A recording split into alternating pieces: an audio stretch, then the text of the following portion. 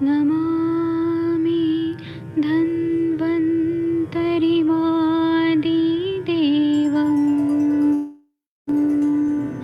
सुरासुरैः वन्दितपादपद्मम् लोके जरामृत्युनाशं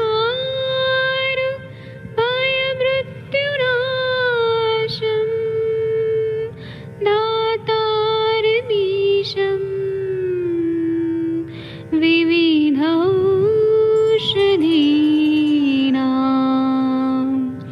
शङ्खं चक्रं जलौकां दधतं मृतघटं चारुतोर्भिश्चतुर्भिः सूक्ष्मस्वच्छादिरुद्यं शुकपरिविलसन्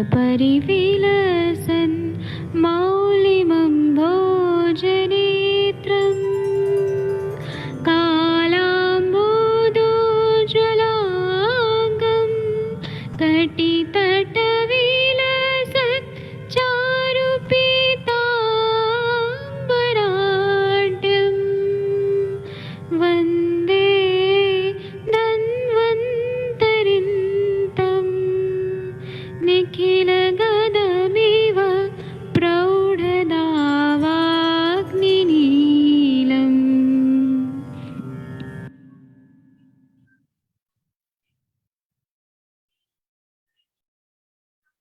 नमस्कार आप सभी को आयुष दर्पण के इस प्लेटफॉर्म पर आप सभी का बहुत बहुत स्वागत है। मैं अरविंद पाठक जी का मैं बहुत बहुत स्वागत करता हूं। आप समय पर यहाँ उपस्थित हो गए। मैं आपको होस्ट बनाता हूं सेशन का और आप क्लिनिकल आयुर्वेद संभाषा का संचालन करें। धन्यवाद। प्रणाम। मैं वैद्य अरविंद पाठक सभी लोगों को नमस्ते प्रणाम करता हूं। अभी हम लोग संभाषा शुरू करेंगे, तो आप लोग आइए और हम लोग संभाषा शुरू करते हैं। डॉक्टर विकास कुमार जी, आपने कोई केसेस देखे हैं तो कृपया बताइए सर। डॉक्टर विकास कुमार जी एक बार देखिए, अनम्यूट हो पा रहे हैं क्या? कोई केसेस बताइए सर। सर अभी बताता हूँ थोड़ी देर में। ठीक है ठीक है। डॉक्टर कन्वल देओल मैम कोई केस बताइए। डॉक्टर कृष्णा जी, हम लोग आज चर्चा करेंगे आप लोग के केसेस पे कि आप लोगों ने कैसे देखे। हेलो सर, थोड़ी देर में आऊंगी सर। ठीक है ठीक है। हाँ जी। डॉक्टर कुसुम जी, आपने कुछ केसेस देखे तो बताइए। डॉक्टर रमन गर्ग जी। प्रणाम सर। हाँ प्रणाम। आपने कोई केसेस देखे तो बताइए। जी सर, आज ही का एक केस बताता हूँ। हाँ। पेशेंट मेरे से दूर थे, उनका फोन आया। पहले आते थे मेरे पास काफी देर से, तो काफी दिनों बाद आज फोन आया कि वाइफ लेडीज हैं पेशेंट, लगभग 40 ईयर के आसपास। तो उनको एक हाथ में ना, उनके एक उंगली में और अंगूठे में दर्द हो रहा था, बहुत ज्यादा पेन था, और हथेली में, हाथ में पूरी स्टिफनेस जी आ गई है कि अकड़ा हुआ है, जैसे ऐसे लग रहा है। तो मैंने थोड़ी 2-3 बातें पूछी तो मुझे ऐसे लगा कि जैसे वात रक्त की तरफ जा रहा है पेशेंट। कि काम करती हूँ तब भी पेन बढ़ जाता है, जैसे हाथ को झटका, ऐसे झटका दूं तो भी पेन बढ़ जाता है। तो क्या करें जी, अभी बोले। तो मैंने उनको ना बैठे बैठे मेरे ध्यान में आया, मैंने कहा इनको रक्त मोचन करा देता हूँ। तो उनके रिलेटिव्स में वहां पे कोई नर्स का काम करते हैं, तो उन्होंने उनसे बात करवा दी मेरी कि आप इनको बता दो जी कैसे करना है। तो मैंने उनको व्हाट्सएप पे वीडियो कॉल पे ले लिया और उनको ऑन करवा के मैंने उनको बता दिया कि आप हल्का सा नीडल से पिंच करके और सिरिंज का आगे से काट के उससे सक्शन कर दो, तो 10-20 ड्रॉप्स निकालना। ब्लड पहले काला ब्लैक कलर का निकलेगा, ब्लैकिश कलर का। तो उन्होंने, हालांकि वो वैसे जैसे मैंने बोला वैसे नहीं कर पाए, लेकिन उन्होंने कर दिया। वो प्रिक किया और दबा दबा के ऐसे ब्लड निकाला, तो ब्लड शुरू में वैसे ही ब्लैकिश कलर का ही निकला। तो वो करने के बाद थोड़ी देर बाद रेड हो गया, तो मैंने उनको मना कर दिया कि अब ठीक है, बस इसको बंद कर दो। तो मैंने कहा अभी आप घर जाओ, अंगूठे से भी करवा दिया और उंगली से भी करवा दिया। तो उनको घर भेज दिया कि आप 15 मिनट बाद मुझे बैक कॉल करके बताना क्या पोजीशन है। तो उनका फोन आया जी, हाथ एकदम बिल्कुल हल्का हो गया, जो स्टिफनेस थी वो सारी खत्म हो गई और पेन भी चला गया। तो हल्का हल्का पेन है अंगूठे में, लेकिन वो ऐसे नहीं है जैसे पहले मैं पूरी तरह तंग हो गई थी। तो इतना बढ़िया रिजल्ट मिला रक्त मोचन का। हाँ, कॉन्ग्रेचुलेशन, आपने बहुत अच्छा किया। थैंक यू सर, आप ही का आशीर्वाद है सर, आप ही से पता चला। आपने अच्छा एकदम परफेक्ट डायग्नोस किया, परफेक्ट दवाई दी। हाँ, तो अभी वो कल या परसों तक वो आने वाले हैं मेडिसिन वगैरह लेने के लिए, हाँ, तो फिर बाकी इन्वेस्टिगेशन अच्छे से करेंगे। तो उनको ब्लीड तो बढ़ ही गया, और साथ में जो नर्स थी वो भी देखेगी कि इतनी जल्दी ऐसे कैसे हो गया। आपने बहुत अच्छा किया सर, बहुत अच्छा लगा। Thank you sir. और बताइए, किसी को कुछ बताना है तो?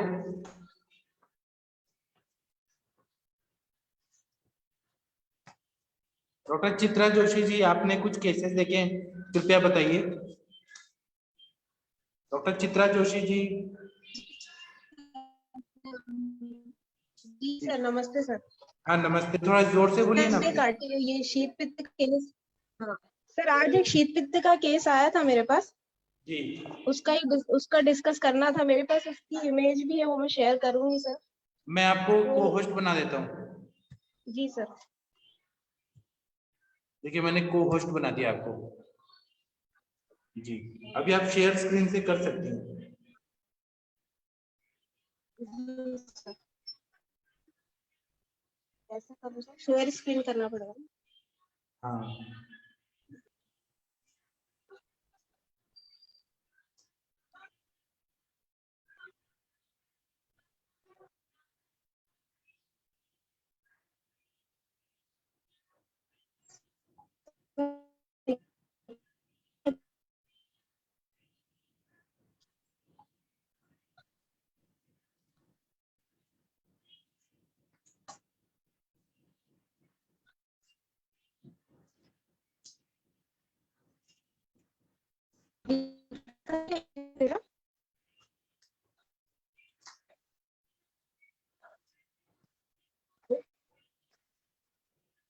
अच्छा, इतना बड़ा बड़ा है। इनका हेतु क्या निकला चित्रा जी?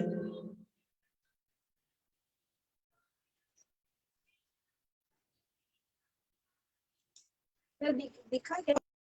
हाँ, दिखा दिखा। इनका हेतु क्या निकला आपके उसमें?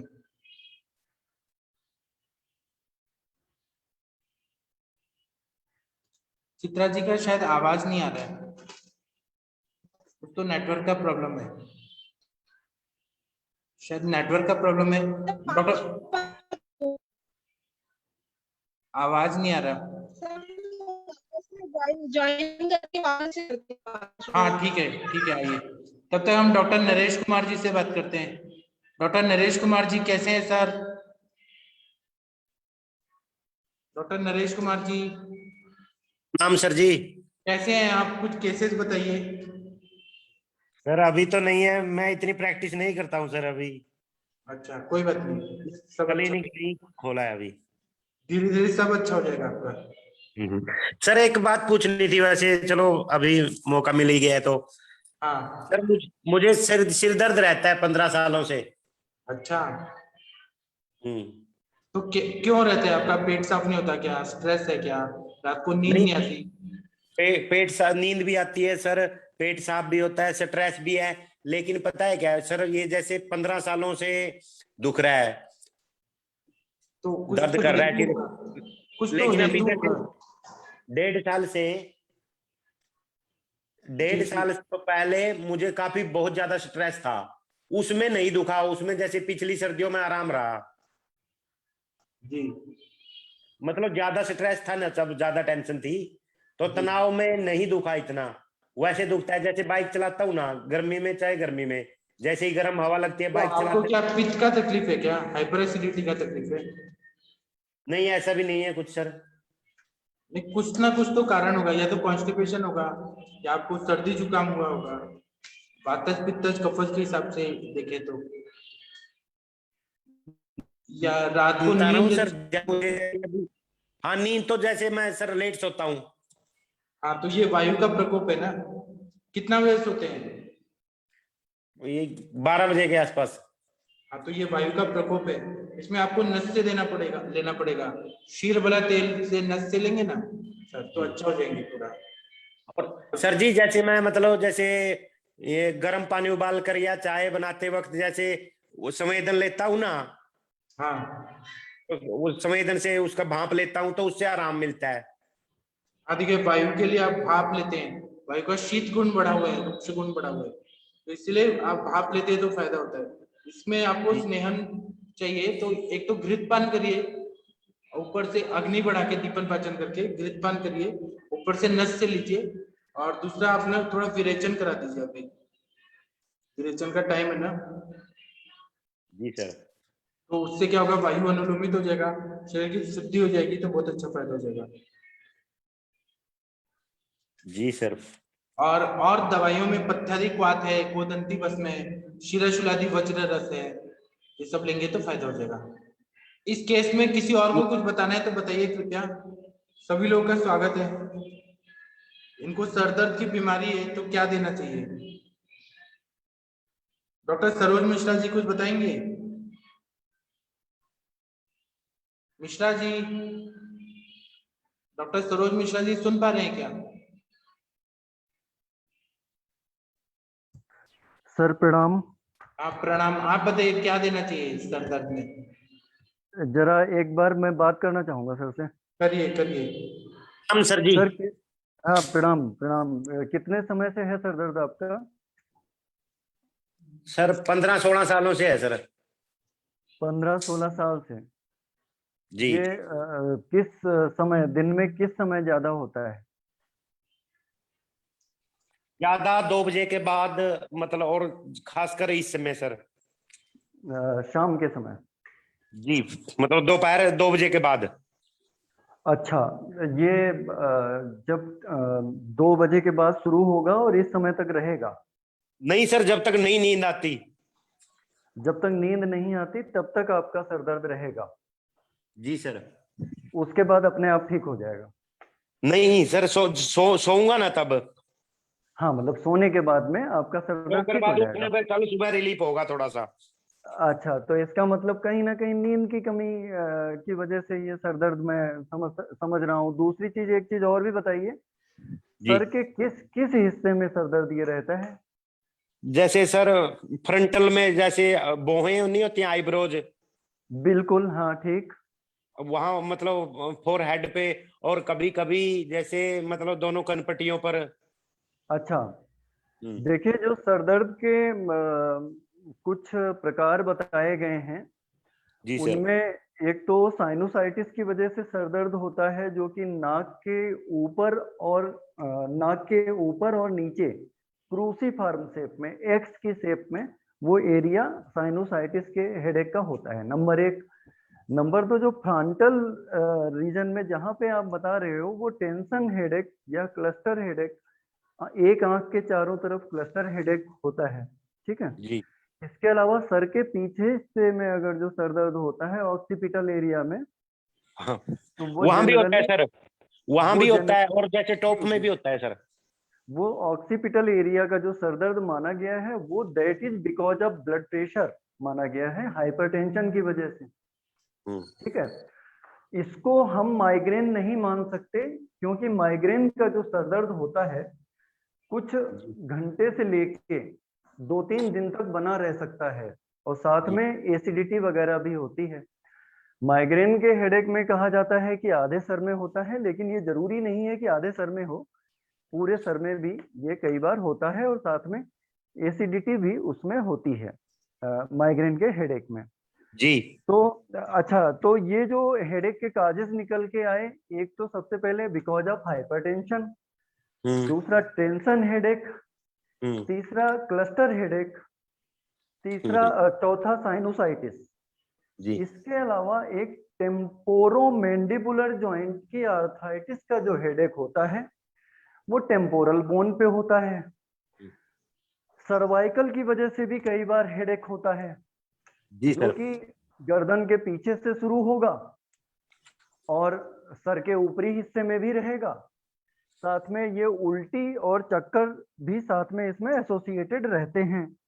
उल्टी मतलब नाजिया हम जिसे कह सकते हैं, जी जी हृदयाघात, वो एसोसिएटेड रहता है। तो ऐसा भी आप कुछ नहीं बता रहे हैं, ठीक सर है। जी। एक मिनट सर जी, मेरी बात सुनेंगे आप? 1 मिनट मैं बोलना हाँ चाहूंगा।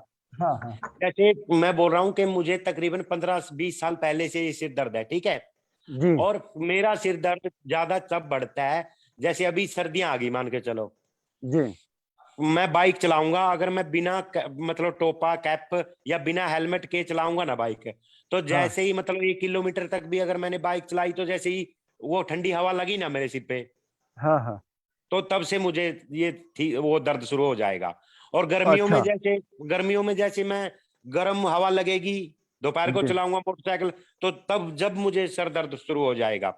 हाँ हाँ हाँ और अच्छा जैसे अब देखो, मैं मानता हूं कि स्ट्रेस के कारण, लेकिन हम्म, स्ट्रेस तो मुझे सर इतने दिनों से ही मुझे स्ट्रेस है, मतलब 10-15 अच्छा सालों से, मतलब स्ट्रेस मुझे तनाव शुरू से ही है। लेकिन अभी देखिए देखिए सर नरेश सर हैं शायद आप। जी जी सर। हाँ तो नरेश सर ऐसा है कि ये जो सर दर्द का पैथोलॉजिकल काज इसमें कोई नजर नहीं आ रहा है। जो आप ये समझ रहे हैं कि कोई पैथोलॉजिकल काज होगा इसका, किसी बीमारी हम्म, से रिलेटेड होगा, ये हम्म, आपका खुद का पैदा हुआ कारण है कि आप स्ट्रेस, ये जो आपने बाइक पे चला के ठंडी हवा का सेवन किया, ये भी तो हम्म, आपकी अति हुई और इससे वात की वृद्धि हुई। ठीक है। जी। ये एक हेडेक का कारण जो और भी पैदा हो रहा है वो हम्म, हो रहा है कि जो ब्रेन के अंदर जो हमारी चीजें हैं, कोई ऐसी पैथोलॉजी डेवलप हो रही है जो हेडेक का कारण बन रही हो, है ना। आंख से हम्म, रिलेटेड कोई पैथोलॉजी बन रही हो जो हेडेक का कारण बन रही हो, लेकिन साथ में एसोसिएटेड सिम्टम भी तो देगी। वैसा कोई सिम्टम नहीं दे रही है। यहाँ पे हेतु आप बता रहे हैं, स्वयं बता रहे हैं कि आपने स्ट्रेस, एक तरीके का जो बाइक बाइक पे हवा का सेवन किया जिससे वात की वृद्धि हुई, वो भी एक जी स्ट्रेस ही तो लिया आपने। ठीक है। जी सर। तो हम क्यों ना इसको स्ट्रेस हेडेक माने, है ना। और जो आपकी नींद आने के बाद अपने आप ठीक भी हो जा रहा है, जी इसका सर। समाधान भी आपके पास है। तो चिकित्सा में निदान परिवर्जन सबसे पहले कहा जाता है कि अगर जो निदान मिल गया तो निदान परिवर्जन ही चिकित्सा है। ठीक है। जी सर। निदान आपके पास है, परिवर्जन करिए, चिकित्सा हो गई ना। ठीक। इसमें कुछ सर जी करना ही मैं नहीं बाइक है। चलानी छोड़ दूं फिर, इसका मतलब? भाई आप कवर करिए ना, हेड को प्रॉपर कवर करके चलाइए। हाँ ठीक है, वो तो एक हेतु है, इसके अलावा भी होता है सर। जैसे आज उसके नहीं अलावा, चलाई बाइक, आज भी हेलो दोपहर को 2 बजे से हो हाँ, रहा है। हेलो उसके मिश्रा अलावा सर। अगर हाँ जो जी, आप, जी, कुसुम जी आप हाँ, कुछ बोलना चाहते हैं, बोलिए। सर प्रणाम। सर मिश्रा सर, मैं ये कह रही थी कि सर इनके और भी कोई ऐसा फैक्टर मिल सकता है ना सर, जैसे ये बाइक वाला तो है ही सर, साथ जी में जी जैसे इनकी दिनचर्या क्या है, दिवा स्वाप है क्या, या कोई स्पेसिफिक फूड आइटम ऐसा ये लेते हैं स्पेसिफिक, हाँ, ये है भी ना जरा सर। थोड़ा या फाइंड आउट ऐसी कर कोई लें। ना हाँ कोई ना कोई और रूटीन में इनका और भी सर हेतु मिलेगा इसके साथ में ना। अगर 12 बजे सो रहे हैं तो सुबह उठ कितने बजे रहे हैं, कितने घंटे की हाँ, नींद हो रही है, ये भी तो सर सर थोड़ा ऐसा बताएं। भी कोई ना कोई और भी होगा शायद ना। जी, एक बार ये भी, इस पे भी कुसुम सर मैडम एक ने बात अगर मैं पूछा है। सर एक बात और मैं हाँ पूछना रमन चाहता था। गर्ग जी, आप बताइए। सर इनको क्या चश्मा लगा हुआ है? नहीं सर जी। आपने चेक करवाया अपना? हाँ सर, 1-2 बार मैंने पहले आंखें चेक कराई है, मुझे कोई प्रॉब्लम नहीं है सर। कितनी पहले जी? मतलब यही कोई 2-2.5-3 साल पहले। तो अभी लेटेस्ट कुछ नहीं हुआ? नहीं सर, अभी तो मुझे जरूरत नहीं पड़ी, क्योंकि मैं बोल रहा हूँ मुझे 15 सालों से है ये प्रॉब्लम। ओके। और इतना तो सीवियर हेड है, मतलब आपने इतना सिर दर्द है। औषधि में क्या इस्तेमाल किया अभी आपने मैंने इसके कभी लिए? इस प्रकार की कोई औषधि नहीं ली सर। ठीक है, तो आप मैं शुद्ध 15 शेखर सालों रस से इसको इस्तेमाल झेल करके रहा हूँ देखिए एक बार। इसमें जी। वैसे जनरली मैं जो औषधियां देता हूँ इस, सर नरेश हाँ सर, जी, सर हाँ जी बताइए। वात न, पित्त लग रहा है मुझे सर दर्द इनका। यस मैम, बोलिए। नरेश सर आप थोड़ा सा अपना रूटीन ब्रीफ करेंगे, आपका क्या रूटीन रहता है। दवा दिया करता हूँ तो मैम जी मैं जैसे खाली ही रहता हूँ, खाली रहते हैं ओके। मतलब। और मतलब मेरी छोटी सी दुकान है यहीं घर पे ही सर, तो मैं उसी में बैठा रहता हूँ बस। सर किस चीज की दुकान है, मतलब नॉर्मल इसकी करियाना वगैरह ना शायद। नहीं, ये readymade garment, kids garment ma'am. Okay. और सर इस आपका खाने में इस पे क्या रहता है, मतलब नॉर्मली आपका जो रहता है लंच डिनर ब्रेकफास्ट जैसे क्या रहता है इसमें? सुबह उठकर चाय पीते हैं मैम, 1 कप। दूध वाली चाय ना। हाँ हाँ मैम। जी सर जी। और उसके बाद 10-11 बजे जैसे मतलब रोटी खाते हैं, कभी चटनी वगैरह के साथ, तो कभी सब्जी वगैरह के साथ, कभी कभार दही, लस्सी में कम ही लेता हूँ। हम्म। और दही शाम सर को कितना जैसे लेते सब्जी हैं? के साथ। दही दही नहीं, आप डेली लेते हैं? कभी कभार। हाँ, कभी कभार अच्छा मैम। जी। और जैसे लस्सी मैं बहुत कम पीता हूँ। अच्छा और शाम को 6-7 बजे फिर सब्जी के साथ रोटी खाता हूँ बस। और रोटी के साथ दूध पीता हूँ 1 गिलास, बस उसके सिवा और मैं कुछ नहीं खाता। चाय हो जाती है अच्छा, आप 3-4 दिन में बस। रात में आप रोटी डेली दूध के साथ खाते हो? जी मैम। अच्छा, सब्जी रोटी और दूध यही रहता है ना सर? बस बस हाँ मैम। और रात ओके। को जैसे अभी है ना, अभी और चाय पीऊंगा मैं एक बार। अभी चाय पियेंगे आप खाने के जी बाद में? हाँ, मतलब खाने के 2 अच्छा, घंटे बाद, जैसे 11 बजे 12 बजे ऐसे। तो ये चाय शुरू पी के से ही है सोते हैं? मैम मेरा। हाँ। अच्छा अच्छा। और सर घी का कितना और इस्तेमाल मैम रहता है मैं आपके जैसे खाने में? जैसे मैं फोन का बहुत ज्यादा इस्तेमाल करता हूँ। जैसे क्या पता मैं 1-2 बजे लग भी मतलब फोन देखता रहता हूँ। हाँ, तो सर डेली मतलब 12 बजे सोने का आपका फिक्स नहीं है, 1-2 भी बज जाता है? जी। और सर सुबह कितने बजे उठते हैं फिर आप? यही 6 बजे के आसपास मैम। अच्छा, और सर घी का मैं लेट इस्तेमाल कभी कितना नहीं रहता है उठता। आपके खाने में? घी तो 5-6, मतलब हफ्ते में एक बार ही लगा लो, मतलब 1-2 चम्मच मैम। रोटी वगैरह पे लगा के ना? नहीं, रोटी वगैरह पे नहीं, सब्जी में मैम। अच्छा, और एक्सरसाइज वगैरह कुछ नहीं है ना आपके रूटीन में, या करते हैं दिन में नहीं किसी समय? नहीं नहीं मैम, एक ये भी कारण हो सकता है जैसे तनाव का, और सर जैसे आलस्य बहुत है, मतलब खाली रहना ही, जैसे मैं घूम के भी नहीं आता, हम्म। मतलब टहलने के लिए अच्छा, भी नहीं जाता।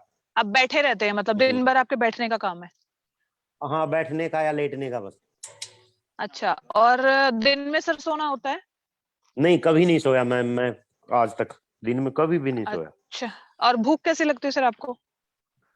भूख बहुत ज्यादा लगती है मैम, मैं 6-7 चपाती खा जाता हूँ, दोपहर को भी शाम को भी। अच्छा, ठीक ठीक ठीक। सर मेरे को यही 2-4 चीजें पूछनी थी, तो इसमें एक मैम दो मैम चीजें जी तो समझ मैम में जी आई नहीं, मैं बाकी सर आप जी। जी सर। मैम जी मैं एक बात बोल रहा था कि जैसे मैं मानता हूँ कि जी मतलब सर। ये जो ये टेंशन है, ये बहुत से रोगों की जड़ है, इसमें वो होता है। लेकिन अभी 1.5-2 साल से, जैसे पिछली सर्दियों में मुझे टेंशन बहुत ज्यादा थी, मतलब बहुत ज्यादा, लेकिन उस वक्त हम्म कम दुखा मेरा सिर दर्द, कम हम्म हुआ हम्म उस हम्म, वक्त हम्म, मुझे। हाँ।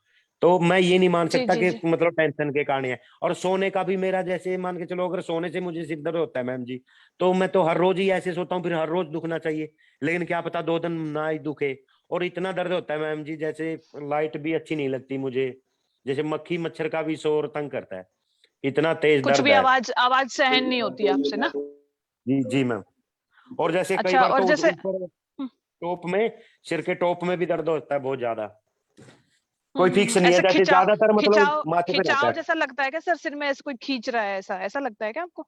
नहीं सेंटर में मुझे जैसे ऐसा तो खिंचाव हो रहा नहीं मैम जी, जैसे मैं मतलब बालों को पकड़ कर जैसे मुट्ठी से भींच कर थोड़ा खींचूंगा है? ना, तो मुझे रिलीफ हम्म। मिलेगी थोड़ी बहुत।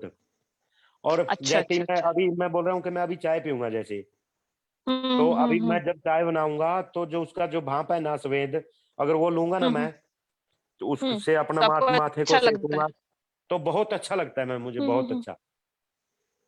अब आप देखिए हम्म। कि क्या कारण है ये, क्या नहीं। सर आपका डाइजेशन ठीक कैसे है? ठीक। बहुत अच्छा है मैम, डाइजेशन बहुत अच्छा है। बढ़िया, मतलब पेट से संबंधित कोई दिक्कत नहीं है? नहीं, कोई दिक्कत नहीं है मैम, मैं कुछ भी खा लाऊं, मुझे कोई प्रॉब्लम नहीं है। कोई प्रॉब्लम नहीं है, ठीक है। और आपने अभी बताया था शायद कि जब आप बाइक चलाते हैं तब सर में दर्द शुरू होता है, राइट? हाँ, अभी जैसे सर्दियों में है ना मैम जी, हाँ जैसे हाँ भी हाँ हवा लगेगी ठंडी, हाँ। तो तभी ठीक हो है। जाएगा शुरू। Okay okay okay. और ठीक बिना है। बाइक के भी हो जाता है मैम, जैसे आज कुछ भी नहीं चलाया, हम्म। लेकिन तो जनरली आपने ये ऑब्जर्व किया है कि ठंड लग के ज्यादा सर में दर्द होता है, ऐसा आपने ऑब्जर्व किया है कि नहीं ठंडी ऐसा कोई कुछ नहीं। चीज खा ली या नहीं ठंडी ऐसा हवा कुछ नहीं, लग गई? ऐसा कुछ नहीं है मैम जी। जैसे क्या होता है कि कई बार गर्मियों में भी ऐसे ही होता है मेरे साथ, हम्म। गर्मियों में भी गर्मी में ऐसे। भी ऐसे होता है?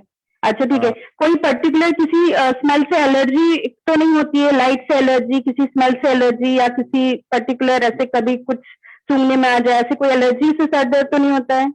नहीं नहीं, ऐसी कोई एलर्जी नहीं है मैम मुझे। अच्छा, जिसके कई कारण बार आपको सर में दर्द, हाँ, ब्राइट हाँ, लाइट? नहीं नहीं ऐसा कुछ नहीं है मैम जी। जैसे कई बार ऐसा होता है, जैसे मतलब कि जैसे मैं शहर चला गया तो सर दर्द कर रहा है, जैसे ये शाम को सर दर्द, कई बार खाने से भी ठीक हो जाता है दर्द, कभी कभार होता है सर, रोज तो नहीं। जैसे खाना खाता हूँ मैं और तब भी आराम मिल जाता है। ठीक है। और किस पार्ट में दर्द होता है सर के? सामने की साइड में, पीछे की साइड में, कान के ऊपर, किस साइड? मतलब सारा ही दुखता है मैम मेरा तो, पूरा बाकी पूरा ज्यादातर दुखता है। दुखता है। हाँ अच्छा ठीक है। सर को आप बांध, सर को आप अगर बांध लेते हैं तो आराम मिलता है आपको? जैसे अगर टाइट बांध ले तो क्या आराम मिलता है? हाँ अच्छा लगता है मैम, अच्छा जैसे लगता दबाने है। से भी रिलीफ मिलती है। हाँ ठीक ठीक ठीक, ओके ओके, ठीक है सर। सर मोशन आपका ठीक होता है, कॉन्स्टिपेशन तो नहीं? हाँ नहीं है, बिल्कुल भी नहीं है मैम। सर मैरिड है आप? और खाली पेट जैसे रहे तो दर्द होता है, जैसे खाना नहीं खाए बहुत देर तक आप खाना नहीं, नहीं ये लिए? कोई विशेष नहीं है, तो मैंने कभी कभार हो जाता है मैम, जैसे मैं बोलता हूँ कि मतलब खाना खाने के बाद आराम मिल जाता है, लेकिन मैं कभी भूखा बहुत ही कम रहता हूँ। जैसे महीने में 1-2 बार कहीं चले गए तो मैं बाहर का कम खाता हूँ, वैसे घर की रोटी ही खाता हूँ बस, ज्यादातर मैं कुछ नहीं खाता जैसे। Okay sir. मैं यही नहीं, कभी नहीं होता मुझे। हाँ मुझे ऊंचाई से जरूर डर लगता है सर जैसे। और नोशिया, आपको ऐसा लगता हो कि मुझे नोशिया सा महसूस हो रहा है? नहीं ऐसा नहीं, कभी नहीं हुआ सर मुझे। अच्छा, दर्द होने से पहले आपको एहसास होने लगता है कि मुझे दर्द हो रहा है, जैसे हथौड़ा सा महसूस होना या कुछ ऐसा लगना कि मुझे अब दर्द हो जाएगा और 2-3 मिनट के 4-5 मिनट के बाद? नहीं बस शुरू ही हो जाता है सर। और वो बिना दवाई के खत्म हो जाता है या दवाई लेने से खत्म होता है? नहीं सर, वैसे तो मैं जैसे जमी क्या होगा, कभी कभार ये एलोपैथी की कोई डाइक्लोविन वगैरह ले लेता हूँ, नहीं तो फिर मैं दबा कर ऐसे सो जाता हूँ। जैसे अब आदत सी पड़ गई सर, मतलब इतने दिनों से। मतलब इसका ज्यादा जो मैंने कोई पीरियड, दवा दारू नहीं की है इसके लिए, और लेकिन दर्द इतना है कि शायद मैं बता नहीं सकता सर। बिल्कुल बिल्कुल आप ठीक कह रहे हैं। और जो ये क्या ये आपका 24 घंटे में सबसाइड हो जाता है या इसको ज्यादा टाइम लगता है सबसाइड होने में? नहीं सर, ये तो मतलब जैसे दोपहर को हो गया तो जैसे 11-12 बजे या 10 बजे 12 बजे सोऊंगा, तो जब उठूंगा ना मैं सुबह, तो ठीक हुआ मिलेगा मुझे। अरे सर, आप कुछ नहीं करना, आप अनुलोम विलोम करो और मस्त रहो, कोई टेंशन ना लो। अनुलोम विलोम दबा के करो 1 घंटा, करके देखो 15 दिन में ही आपको राहत मिलने लगेगी। जी सर। इनको अनुलोम नस विलोम, भी कोई दबा दवाई मत दीजिए। लो। नहीं इनको फिर नस हेतु जैसे क्या निकला सर, मतलब देखो, सर इसमें जो पेन होता है, हेडेक जो होता है, ये कई बार क्लस्ट्रल पेन होता है। मतलब मैं तो अलग तरीके से आपको समझा सकता हूँ, बाकी तो ये बहुत अच्छे वैद्य रखे हैं बैठे हुए हैं, ये बता देंगे। लेकिन उस क्लस्ट्रल पेन का पता नहीं चलता है कुछ, कि वो ज्यादातर का कि क्या है क्या नहीं है। तो इसलिए उसमें हमें अब यही मानते हैं कि जो हेडेक होता है वो कोई ना कोई ऐसा सेकेंडरी प्राइमरी वो लेके बहुत सारे मल्टीपल कोशिश लेके आता है। तो उसमें हम बहुत सारों को ट्रेस कर भी नहीं पाते, इतने सारे ये है सिर दर्द होते हैं। तो हमें एक ही उसका इलाज करना होता है कि मन शांत करना, किसी तरीके से मन शांत करना। सबकी बीमारी का इलाज मन शांत, हेडेक का जितना भी है। ऐसा नहीं होता सर जी, आप मतलब सीनियर हैं, समझ, जिसका मन शांत हो गया उसने तो सब कुछ पा लिया। तो बस वही करना आपको, इसमें कोई दवाई की जरूरत नहीं है बहुत ज्यादा, मेरी अपनी राय है, बाकी ये सब लोग बोलेंगे। ये तो सबसे सर जी, ये तो सबसे मुश्किल काम है, मन शांत हो गया तो करना तो पड़ेगा ना सब। नरेश सर, आपका बीपी चेक कराया? नरेश सर, हाँ कराया मैम, बीपी तो जैसे 1-2 बार ही कराया है, नॉर्मली बताते हैं।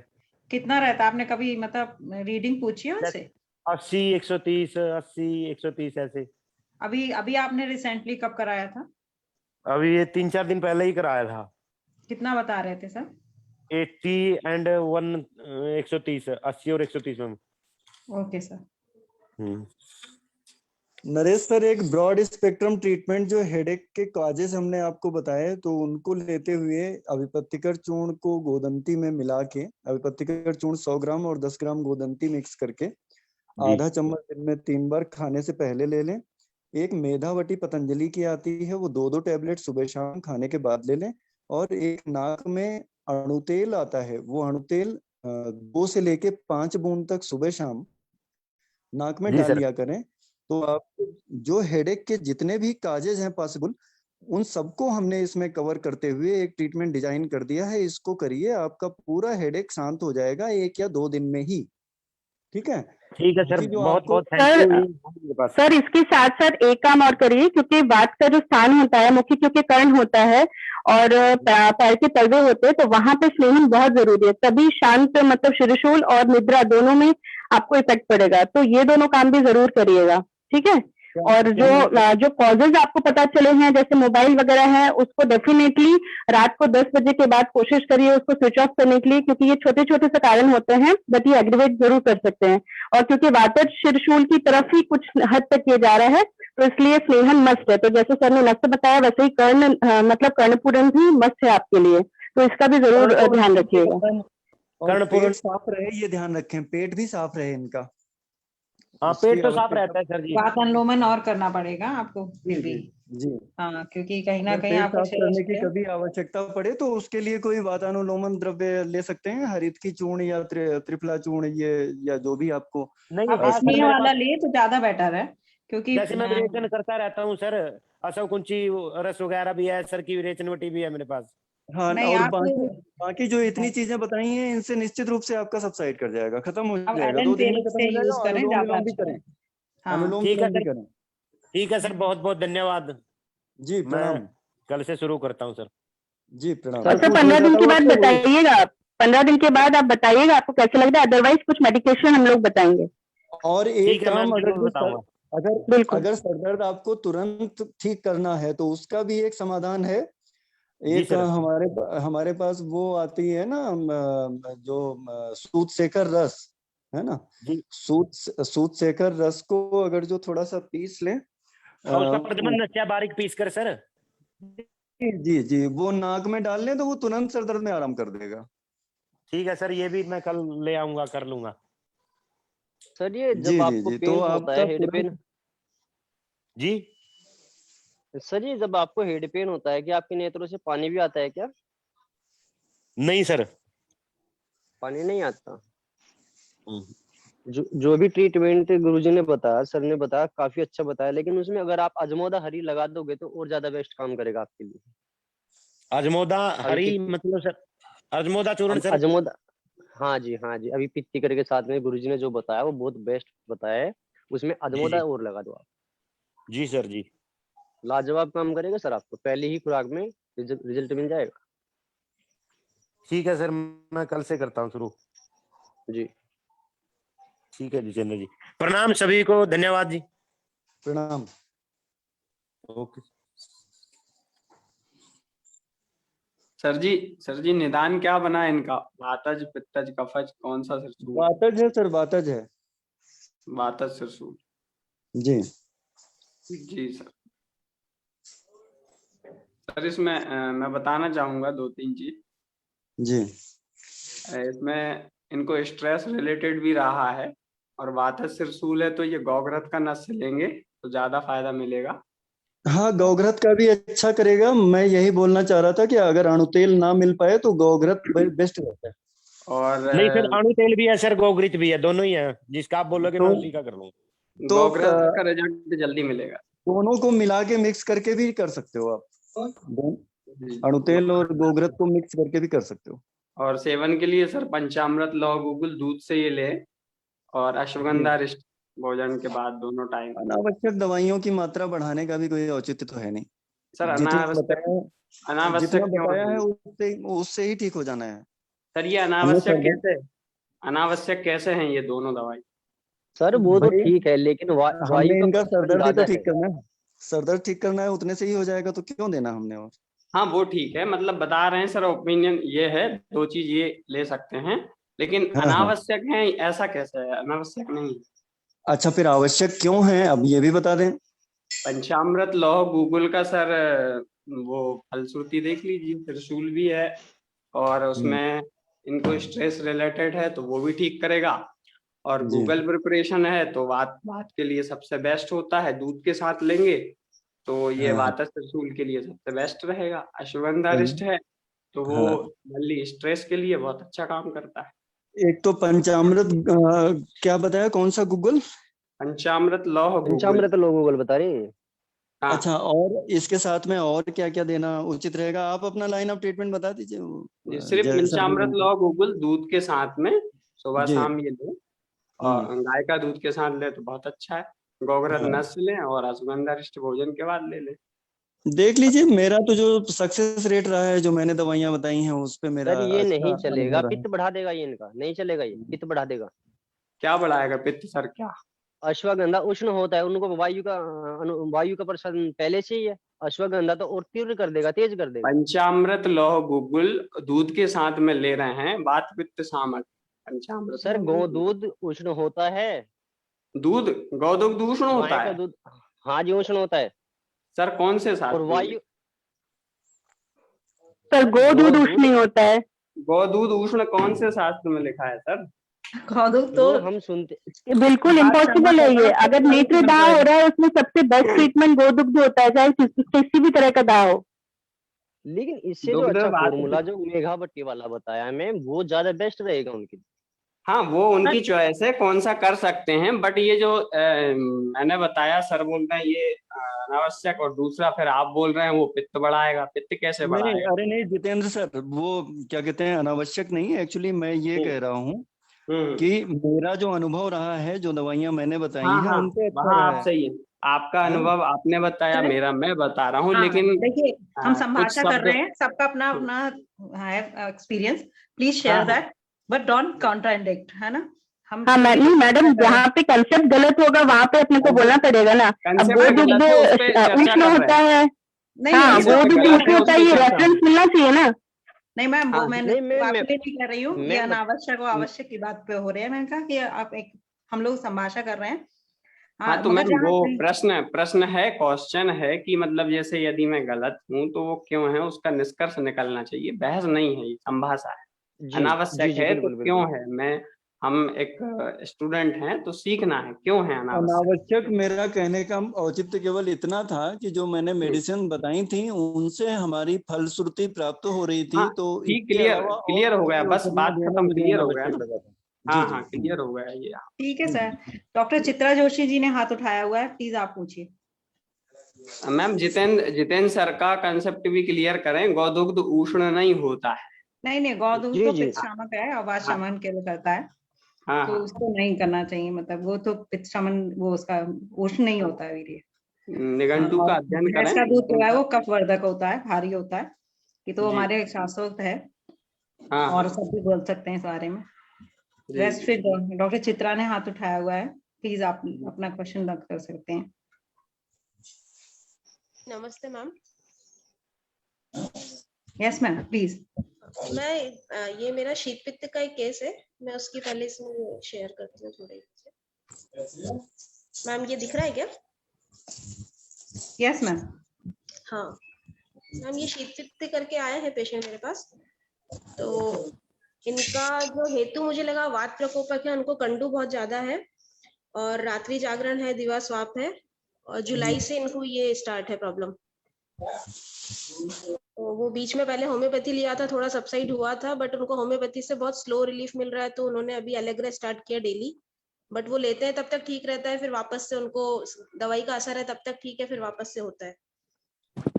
और कंडू बहुत ज्यादा है, और ये चकत्ते जो दिख रहे हैं ये है ही बस एलेग्रा साइड होते हैं। और पेट का मैंने पूछा तो जब से वो होम्योपैथी मेडिसिन एलेग्रा ले रहे हैं तब से उनको कॉन्स्टिपेशन भी है, पेट अच्छे से साफ नहीं हो रहा है, और एसिडिटी कभी कभी होती है उनको। चाय कॉफी नहीं लेते हैं, और रात को खुजली की वजह से नींद नहीं आती है। 3 बजे तक उनको खुजली बहुत ज्यादा रहती है, उसके बाद दवाई का थोड़ा असर होता है, तब जाके नींद आती है। तो सुबह 10-11 बजे उठते हैं फिर। और आंखों के आसपास भी ऐसा स्वेलिंग, और पूरा फेस पे मतलब स्वेलिंग हो जाती है, इतना ज्यादा उनको हाई ये चकत्ते हो जाते हैं तब। और उसके बाद मैंने और हेतु पूछा तो वो बोले कि जुलाई में हम लोग कहीं घूमने गए थे फार्म हाउस में, तो वहां पे काफी खुली हवा में रहे वो 2 महीने, तब उनको अपनी स्किन में रुक्षता फील हुई और तभी से उनको खुजली स्टार्ट हुई, उसके बाद ये बढ़ता गया। और उसके पहले आपने ट्रीटमेंट क्या दिया मैम? मांसाहार काफी खाते थे, और अभी जब से हुआ तब से बंद किया हुआ है, पर फिर भी ये कंट्रोल नहीं। ट्रीटमेंट क्या आपने दिया अभी तक? आज अभी थोड़ी देर पहले यही मेरे पास अभी स्टार्ट किया मैंने। मुझे लगा एक बार संभाषण में बात करें। मैम आपकी आवाज नहीं आ रही, ठीक ब्रेक होके आ रही। बस अभी नहीं दिया ट्रीटमेंट कुछ। मैम आवाज आ रही है? हाँ अब आ हाँ रही है। मैम आ रही है। हाँ, वो अभी थोड़ी देर पहले ही आए थे मेरे पास, तो अभी मैंने ट्रीटमेंट स्टार्ट नहीं किया। मैं संभाषा की मैं एक बार डिस्कस करके फिर स्टार्ट करना चाह रही थी, इसलिए अभी नहीं दिया कुछ। आप बताइए क्या सोच रहे हैं इसके बारे में, पेशेंट के बारे में? मैम मैंने उनको सजेस्ट जो फोन, उनको पीसीओडी भी है वो उन्होंने बताया, पर वो अभी वो हाइव्स के लिए मेरे पास आई है इस शीत पित्त के लिए। तो मैंने उनको विरेचन का सजेस्ट किया है जब हम कंसल्टेशन किया था, कि सबसे पहले हम एक विरेचन लेते हैं, क्योंकि अभी पित्त का काल भी है और उनका वात पित्त दोनों ही लगा मुझे हेतु, वात प्रकोपक। तो और उसके बाद मैम आप बताइए। नहीं ठीक है मैम, बढ़िया है, आपने सही सोचा है, क्योंकि उनको ट्रीटमेंट के पर्पज से अगर आप सोच रहे हैं तो थोड़ा सा पाचन करके एक बृहत विरेचन अगर आप दे देंगे तो डेफिनेटली पेशेंट को फायदा होगा। और पेशेंट अभी सबसे ज्यादा मेरे ख्याल से परेशान वो कंडू से है ना, जिसके कारण आपने बताया उसको नींद नहीं आती है ना। तो कंडू कफ के बिना होता नहीं है, तो कहीं ना कहीं शरीर में प्लेट भी है, तो प्लेट को निकालने के लिए कहीं ना कहीं आप थोड़ा सा आम पाचन करने के बाद अगर आप ट्रीटमेंट देंगे तो उसमें चंद्रप्रभावती आप यूज करिएगा। कंडू बहुत ज्यादा है, कंडू में गंध पेशेंट में आप यूज कर सकते हैं, ठीक है। और साथ में हरिद्राखंड जो कि सबसे बेसिक दवाई है जो चला सकते हैं। अगर हरिद्राखंड और अगर अग्निमांद्य भी है तो आप अदरक अवलेह भी दे सकते हैं, वो भी बहुत अच्छा फायदा करता है शीत पित्त और उदर्द में, दोनों में। और कंडू के साथ उसका बहुत अच्छा रिजल्ट रहता है, ठीक है। और साथ में दाह पेशेंट को मतलब कंडू के बाद दाह भी अगर हो तो कहीं ना कहीं एक पित्त शामक में आप शिरासव या ऐसे कुछ ट्रीटमेंट प्लान कर सकते हैं उसमें। और अगर आप जैसे ही विरेचन प्लान करेंगे, अगर बृहत विरेचन में समय अगर पेशेंट करती है तो वेल एंड गुड, अदरवाइज एक तो सौम्य विरेचन डेली के लिए आप उसको पेशेंट को प्लान करिएगा। तो ऐसा स्टार्टिंग में आप इतनी मेडिसिन से शुरू कर सकती है मैम, ऐसा मुझे लगता है। जी मैम, तो इनको जैसे वात प्रकोप मुझे लग रहा है तो रुक्षता है, तो कुछ पंचतिक्त या महातिक्त घृत भी मैम काम करेगा क्या इसमें? हाँ कर सकता है सर, जैसे बताते हैं मेरे ख्याल से इसमें ये सरसों के तेल का सर बताते हैं मतलब सेहन के लिए, तो वो भी इसमें काम करेगा मुझे लगता है, तो उससे भी उनको पेशेंट को फायदा होगा। और हाँ, दीपन पाचन करने के बाद अच्छे से कोष्ठ साफ हो जाए तो फिर आप उसमें घृत भी शुरू कर सकते हैं, कोई दिक्कत नहीं है। मैम सबसे पहले दीपन पाचन से स्टार्ट करना है ना? पाचन करके, दीपन पाचन करके फिर उसका विरेचन प्लान करिए। अच्छा मैम ठीक है, तो दीपन पाचन बाकी के को लिए और क्या कोई ऐड करेगा तो मैं ऐड करता हूँ इसमें। एक तो इनको बहुत ज्यादा कंडू हो रही है ना, तो इनको सरसों का तेल और नीम का पत्ता का कल्क बनाइए, सरसों का तेल डाल के पूरा बॉडी में लगाने को बोलिए। इमीडिएट 5 मिनट में इनको रिलीफ मिलेगा। अगर अभी करेंगे तो अभी 5 मिनट में इनको रिलीफ मिलेगा। फिर दूसरा आरोग्यवर्धिनी वटी है, गंधक रसायन है, वृहद हरिद्राखंड है, उदर्द प्रशमन गण है अपना चरक का, बहुत अच्छा काम करता है, वो सब करिए। महातिक्त घृत देके और विरेचन करा दीजिए, पेशेंट ठीक हो जाएंगे। लेकिन ना सरसों का तेल और नीम का कल इसको मिक्स करके करेंगे ना, इमीडिएट कम हो जाता है। जी सर। और किसी को कुछ ऐड करना है तो करिए कृपया। गुरुजी नमस्कार। नमस्कार, बताइए सर, बताइए। गुरुजी मैं लोकल में इसमें ऐसे शीत पित्त वाले पेशेंटों को 10 ग्राम कलौंजी, 10 ग्राम गेरू मिट्टी और 10 ग्राम शुद्ध गंधक तीनों का पाउडर बनाते हैं सर। 2.5 ग्राम की मात्रा में सुबह शाम उष्ण जल के साथ में देते हैं। और व्रत के लिए लोकल के लिए देते हैं सर कोकोनट ऑयल, नीम का पत्ता और कपूर, भीमसेनी कपूर सर। काफी अच्छा रिजल्ट मिलता है इसमें। हेलो जी सर। मेरी आवाज आ पा रही है क्या मैम? हाँ सर सुन रहा है सर। हमारा जो ये देसी फॉर्मूला है काफी अच्छा मैंने ना रिस्पॉन्स लेता है। शुक्ला मैम को ना थोड़ा होस्ट बनाया, मेरे पास पेशेंट की भीड़ लग गई है, तो मुझे थोड़ा पेशेंट भी देखना है आप लोग के साथ में, मतलब आप लोग की बात सुनते सुनते। तो आप थोड़ा शुक्ला मैम आप थोड़ा संभालिए ना प्लीज। Yes sir sure. क्या पेशेंट अभी आ रहे हैं, तो पेशेंट हमारे लिए परमात्मा है, देव है हमारे लिए, तो हमें उनको भी देखना होता है ना। आप संभालिए। देखिए पेशेंट क्या मैम, ऐसे पेशेंटों में हमने कलौंजी, शुद्ध गंधक और गेरू मिट्टी इन तीनों का मिश्रण करके पाउडर बना करके 2.5 ग्राम की मात्रा में सुबह शाम उष्ण जल के साथ दिया है। और गिरी मिट्टी क्या होता है सर? मैडम गैरिक हाँ बोलते जी हैं। गेरिक, जी जी ठीक है मैम। और लोकल के लिए मैम कोकोनट ऑयल 100 ग्राम, नीम का पत्ता 100 ग्राम, दोनों को एक जगह पका करके 10 ग्राम नीचे उतार के भीमसेनी कपूर डालते हैं। अगर हम ऊपर डाल देंगे ना तो वो अग्नि पकड़ जाएगा। 100 ग्राम कोकोनट ऑयल, 100 ग्राम नीम का पत्ता, दोनों को एक जगह पका करके जब वो अच्छी तरीके से राख हो जाए, फूक जाए, उसको नीचे उतार करके उसमें 100 ग्राम भीमसेनी कपूर डालते हैं। ये लोकल के लिए होता है मैम, काफी अच्छा रिजल्ट दे रहा है मैम ये फॉर्मूला का। जी सर, थैंक यू। सर भीमसेनी कपूर कितना डालना है? 10 ग्राम डालना है मैम, ओनली 10 ग्राम। हेलो, जी मैम। मैं थोड़ा सा बात करना चाह रही थी इस केस में। जी मैम। एक्चुअली जो मैडम आपने हिस्ट्री ली है पेशेंट की, आपने ये नहीं बताया कि उसकी एज क्या है।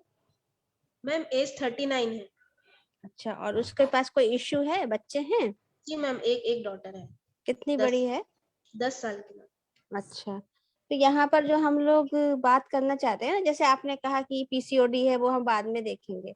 तो मैम जी। प्रॉब्लम क्या होती है ना, यही हमारे यहाँ हम लोग गलती कर जाते हैं, क्योंकि जब आप शीत पित्त की बात कर रहे हैं, तो ये मैं अपना एक सिंपल एक वो बता रही हूँ, उसमें कोई अन्यथा नहीं लेना है। क्योंकि जो अगर हम पित्त में, तो हम सभी लोग जानते हैं कि पित्त शीत पित्त अपने आप में एक कंफ्यूजिंग वर्ड हो रही है, क्योंकि पित्त शीत नहीं होता है ना, पित्त में तो उष्मा होती है। लेकिन अगर ये शीत पित्त है, तो अगर आप इसमें थोड़ा शास्त्रों में पढ़ेंगे, तो ये जो पित्त होता है वो जो है कफ के साथ और वायु के साथ ये अनुबंधित हो जाता है। ठीक है, जब शीत गुणात्मक कफ और जब वायु का अनुबंध होगा तब ये शीत पित्त होगा। तो आप यहाँ पे केवल इसको शीत पित्त लेके ना चले, यहाँ तीनों दोष जो है वो कुपित हुए हैं, और वो पित्त जो कि डोमिनेट कर रहा है, इसलिए इसका नाम जो है शीत पित्त पड़ा है इस व्याधि का नाम। अगर आप शीत पित्त के बारे में थोड़ा सा डिटेल पढ़ेंगे, व्याधि उसकी पूरी संप्राप्ति पढ़ेंगे, तो बहुत अच्छा डिटेल इसमें आया है। और ये इस समय ये बहुत ही कॉमन डिजीज है, जो लोकली तो हम लोगों ने सबने बता दिया, लेकिन हम एक बार उसको लोकल लगाएंगे। या आपने विरेचन बताया कि सोचा, ये आपने बहुत अच्छा सोचा, लेकिन यहाँ जो आप इसकी प्रॉपर हिस्ट्री लीजिए। जो ये जो आपकी मेन पीसीओडी वाली जो समस्या है और वो जो शीत पित्त है, मेरा मतलब बस यहाँ ये कहना था कि दोनों का कम्युनिकेशन है।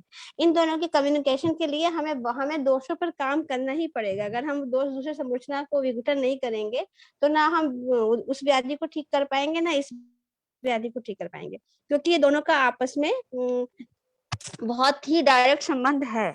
जब हमारा पित्त कुपित हो रहा है, तो वो कफ को साथ ले रहा है, और वहाँ बात तो साथ आनी है, और वो लक्षण इस प्रकार के दे रहा है। और यहाँ जो तक पे हमें लक्षण मिल रहे हैं, हम केवल उसको देख रहे हैं। हम उसके रस धातु, रक्त धातु और उसके जो डिटेल है, अगर पॉसिबल हो मैम, तो इसको एक बार आप संभाषण में लाइए, और हम लोग इस पे डिस्कशन करना चाहेंगे। और मेरा मानना बस इतना था कि इसमें आपको अगर पॉसिबल हो तो एक उसको लेकर इस पे समय हो तो जो लोकल ट्रीटमेंट आप करिए, और इसको थोड़ा सा विरेचन के साथ साथ अगर पंचकर्म में एक बार ले जाएंगी तो बहुत अच्छा इफेक्ट आएगा। अगर आप पंचकर्म में नहीं ले जा पाती है, तो आप नित्य विरेचन बिल्कुल कर सकती हैं। नित्य विरेचन करने के साथ साथ हमें यहाँ पे कॉन्सेंट्रेट करना पड़ता है कि जो आहार रस और जो रस धातु का जो निर्माण हो, वो प्रॉपरली शुद्ध होना चाहिए। और जब प्रॉपरली शुद्ध होगा, तो तभी वो जो एक आवरण बना है कफ का पित्त के ऊपर, उसको हमें रिमूव करना होगा। और जब वो अभ्यंतर ही रिमूव होगा, तो हमारा पित्त जो होगा, वो जो दूषित पित्त हुआ है, वो किसी ना किसी तरह उसको फिर हम विरेचन के द्वारा और मेडिसिन के द्वारा उसको शोधित करेंगे। तो आभ्यंतर और बाह्य दोनों रूप से हमें यहाँ काम करना है। हमें यहाँ पित्त धरा कला पर काम करना है, हमें थोड़ा सा यकृत पे काम करना है, थोड़ा आर्तव्य स्रोतस पे काम करना है, और स्पेशली जो हमें काम करना है वो आहार अन्नव्य स्रोतस को हमें कंसंट्रेट होना है। तो यहाँ कॉमनली जैसे हम जनरली जो बात बताते हैं कि लोकल, तो सभी लोग बता रहे हैं कि लोकल हमें क्या देना है। तो जहाँ मैं सारीबा, मंजिष्ठा, गुरुचि, या जैसे आकांक्षा मैम का एक अच्छी सोच थी, उन्होंने जो बताया था कि उस तरह से हमें रक्त शोधक मेडिसिन का यूज करना पड़ेगा। और जब रक्त शोधक यूज करेंगे, और थोड़ा सा यहाँ पे बंग भस्म का बहुत अच्छा उपयोग हो सकता है, त्रिवंग, या जनरली में स्वर्ण जो बताती हूँ, स्वर्ण स्त्री वंगेश्वर का, उधर सूत शेखर, आरोग्य वर्धनी। तो हमें उन सबको लेके चलना है, और हमें 3 या 4 फैक्टर पे काम करना है, तब हम इसको प्रॉपरली ठीक कर पाएंगे, क्योंकि इसमें जो आपने कहा कि नहीं अभी हम इससे कंडू दूर करेंगे बाद में पीसीओडी, तो ये सोच नहीं होना चाहिए। यहाँ संभाषा का मतलब है कि हमें जो है वो रूट कॉज को रिमूव करके और उसके पूरे शरीर को, उसकी समस्त व्याधियों के ऊपर काम करना है एक साथ, क्योंकि मेन कॉज तो उसका दोष है और दोष पे अगर हम वर्क करेंगे तो ये काम हो सकता है। तो आप नित्य विरेचन से भी स्टार्ट कर सकते हो, दीपन पाचन लेकिन देना पड़ेगा उससे पहले आपको थोड़ा। और अगर पॉसिबल हो सकता है तो आप पेशेंट को थोड़ा सा पंचकर्म की तरफ एक बार मोटिवेट करके देखिए, अगर हो जाएगा तो, क्योंकि पेशेंट बहुत बहुत ज्यादा सफरर है प्रॉब्लम से, तो मैं भी क्या आपकी बात मानी। जी मैम। जी thank you so much ma'am, thank you so much, आपने मुझे सही गाइड किया। मैं पेशेंट का सोच के रह गई, उसने बोला कि मेरा पीसीओडी तो बहुत सालों से है, तो मुझे ये प्रॉब्लम है, तो मैं थोड़ा सा मिस्टेक हुआ मुझसे भी। Thank you ma'am. मैम दीपन पाचन किससे स्टार्ट करेंगे, उसका बेस्ट क्या रहेगा इसके दोष देख के जो ये है? हाँ मैम, इसमें जो आपको स्टार्ट करना है, पेशेंट की पहले प्रकृति पे आपको थोड़ा सा ध्यान देना पड़ेगा, है ना। प्रकृति उसकी किस तरह की है पहले आप उस पे आइए, और उसमें अभी क्योंकि पेशेंट इतना झेला हुआ है तो आप ही उसके साथ नजदीक हैं, तो आप ये जान पाएंगे कि आरोग्य बदनी बटी ठीक रहेगी या फिर इसमें जो है अभिपत्ति का टून ठीक रहेगा। मेरे को मतलब आपको बस आप सब कर सकते हो, बस मेरे को यही बताना था कि यहाँ पे वमन, विरेचन, बस्ती तीनों बहुत इंपॉर्टेंट है, रक्त मोक्षण भी बहुत इंपॉर्टेंट है। अगर आप कर सकते हैं तो ये चारों चीजें अगर आप करके चलेंगे तो हमें उसकी रूट कॉज को ठीक करना है, और रूट कॉज जब ठीक हो जाता है तो फिर उसके बाद ही हम इसकी सारी ये जो व्याधियां हमें ऊपर से दिख रही हैं, लेकिन हमें अंदर की जो पैथोजेनेसिस हो रही है उस पर ध्यान देना होगा। जी जी मैम अंकिता मैम ने बहुत अच्छा बताया, लेकिन अब बस ये होता है कि कभी कभी पेशेंट को, जैसे अगर पेशेंट तुरंत हमारे पास आता है तो तुरंत, जैसे अभी अरविंद सर ने बताया कि आप उसको सरसों के तेल में नीम का लेप अगर तुरंत लगा देंगे, पेशेंट को जैसे ही पेशेंट को कॉन्फिडेंस आ जाता है कि हाँ मेरी तुरंत व्याधि कम होगी, तो तुरंत से धीरे धीरे पेशेंट आपको सारी कंप्लेंट बताने लगता है। मतलब अभी पेशेंट प्रॉपर हिस्ट्री भी नहीं देता है, बस इतना ही कहता है कि हाँ वो तो मुझे प्रॉब्लम बहुत पहले से, आप पहले इसको ठीक कर दीजिए। तो जैसे ही आप उसको, जैसे दो जो चीजें अभी स्पेशली बताई हैं, उदर पुष्पन गन और जो सरसों के तेल में नीम का वो खिलाने के लिए बोला है, और कंदुक गन और चंद्रप्रवती, तो ऐसे आम पाचन के बाद ये अगर आप स्टार्ट करेंगे, एक हफ्ते के बाद पेशेंट धीरे धीरे आपको सारी अपनी कंप्लेंट बताने लगा। और फिर जैसे अंजना मैम ने बताया है वो बिल्कुल डेफिनेटली बहुत सही बताया, क्योंकि वुमेन्स में कोई भी जो भी व्याधि होती है वो आत्मचोटस से ही जाकर हमको उस पर कार्य करना पड़ता है। तो फिर आप उसको पेशेंट को आगे से, जैसे मैम ने पंचकर्म बताया, उसको डेफिनेटली से कंटिन्यू करिए। जी thank you ma'am. Hello ma'am. इसको महातिक्त घृत, दीपन पाचन के बाद महातिक्त घृत दे के विरेचन दे सकती है मैम, बिल्कुल हाँ दे सकती है। और अगर बस्ती प्लान करेंगी ना तो दोनों में काम करेगा, मतलब क्योंकि उसको जो गर्भाशय से रिलेटेड प्रॉब्लम है उसमें भी काम करेगा और उसमें भी काम करेगा, तो बस्ती भी आगे चल के आप प्लान कर सकते हैं विरेचन के बाद, मतलब अगर थोड़ा गैप करके। जी ma'am. Hello ma'am. Hello ma'am. Hello हाँ जी मैम, एक केस था मेरे पास प्राइमरी इनफर्टिलिटी का, 22 इयर्स ओल्ड है वो गुड़िया, और उसको हिपैटोमेगाली है 16 सेंटीमीटर। तो मैम कैसे देखूं मैं उसको? मैम उसका हिस्ट्री देखिए ना पहले, क्या है हिपैटोमेगाली का वजह? वो फीवर तो हुआ था मैम, उसको फीवर हुआ था, वो तो टाइफाइड बता रही थी। मैं पूछ रही थी शायद आपको मलेरिया भी हो। और टाइफाइड का उन्होंने एलोपैथिक ट्रीटमेंट कितने दिन चलाया है? 1 साल पहले की बात है सर। 1 साल पहले। स्प्लीनोमेगाली हाँ तो जी, नहीं है? स्प्लीनोमेगाली है मैम उनको। हिपैटोमेगाली भी है, हिपैटो नहीं है, स्प्लीनोमेगाली। हाँ जी, अपने हिपैटोमेगाली। ठीक है, अभी बताइए। बाकी का मेंसेस हिस्ट्री उनका डेली का जो भी है वो मेंसेस ठीक आ रहे हैं मैम उनके, वही है 28-30 डेज पर है, और 4 to 5 डेज तक है फुल उसका। भूख ठीक है, भूख थोड़ी सी कम लगती है बस ये है, और कॉन्स्टिपेशन वो बता नहीं रही थी मैम। इसमें इनफर्टिलिटी का पेशेंट है तो इसमें थोड़ा सा और कुछ ना कुछ डिटेल्स चाहिए इस केस में ना, और क्या उसको तकलीफ है इनफर्टिलिटी का, और क्या कॉज है, उसके साथ और भी कुछ डिटेल्स बताइए पेशेंट की।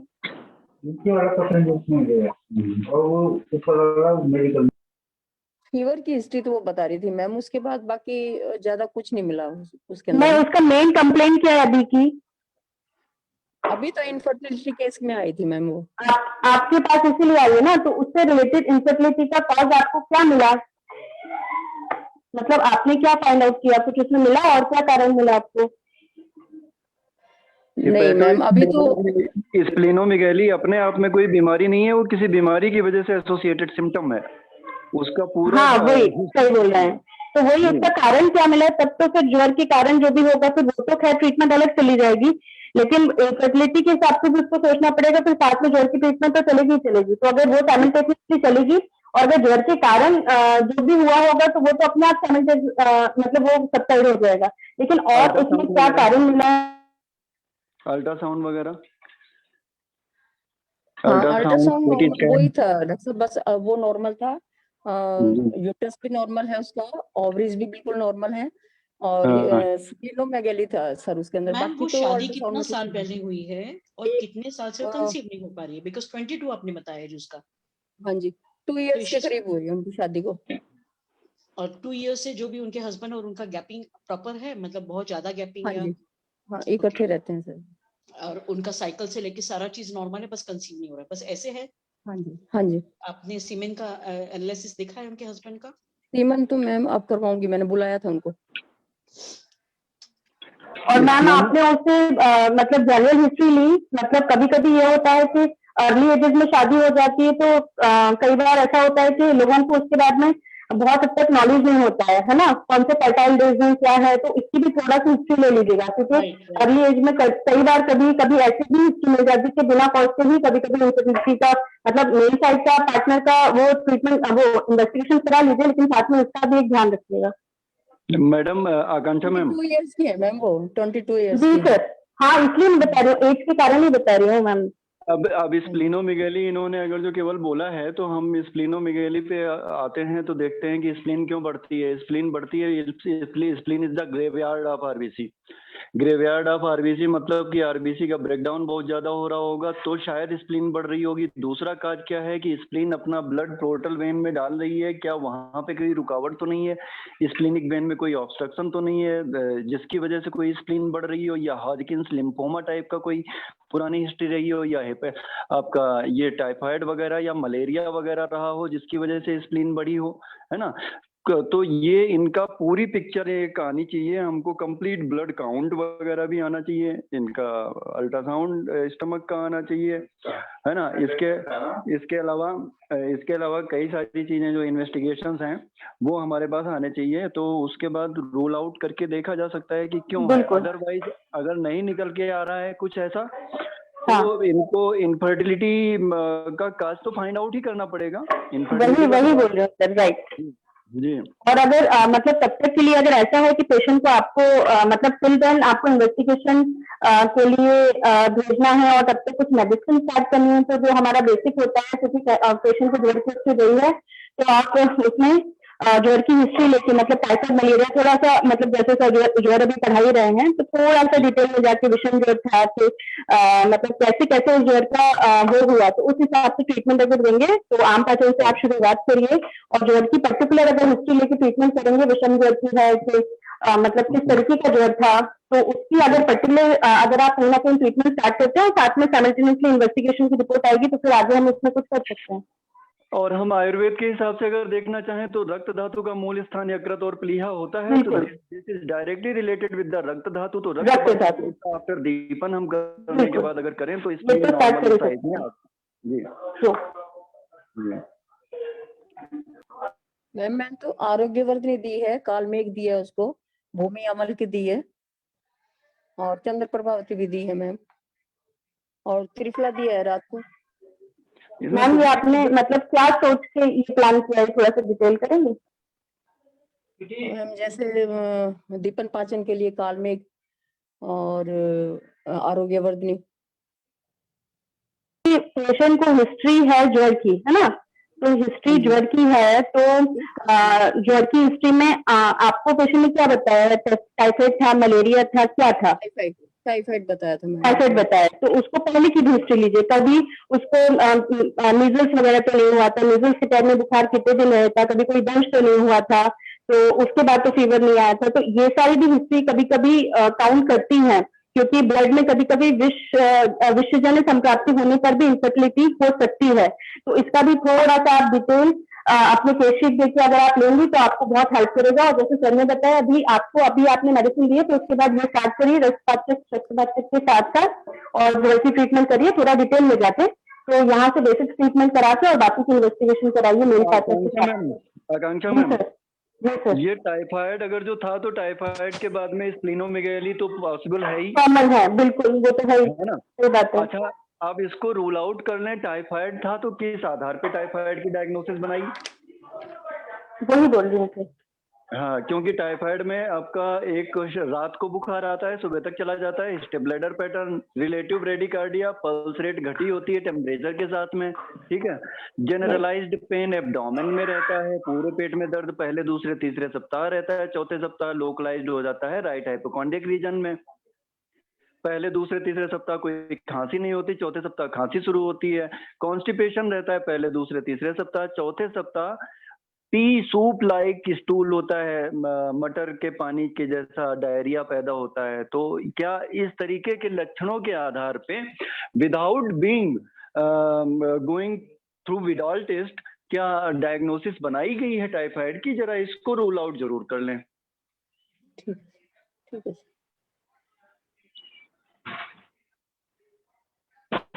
Thank you sir. जी मैम।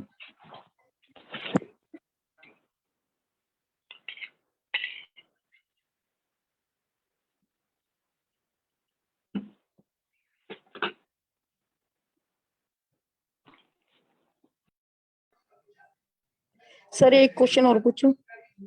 जी सर एक पेशेंट आई थी, वो जैसे डिलीवरी हुई थी फर्स्ट नाइट, और नेक्स्ट डे उसको मूत्रावरोध हो गया बहुत ज्यादा।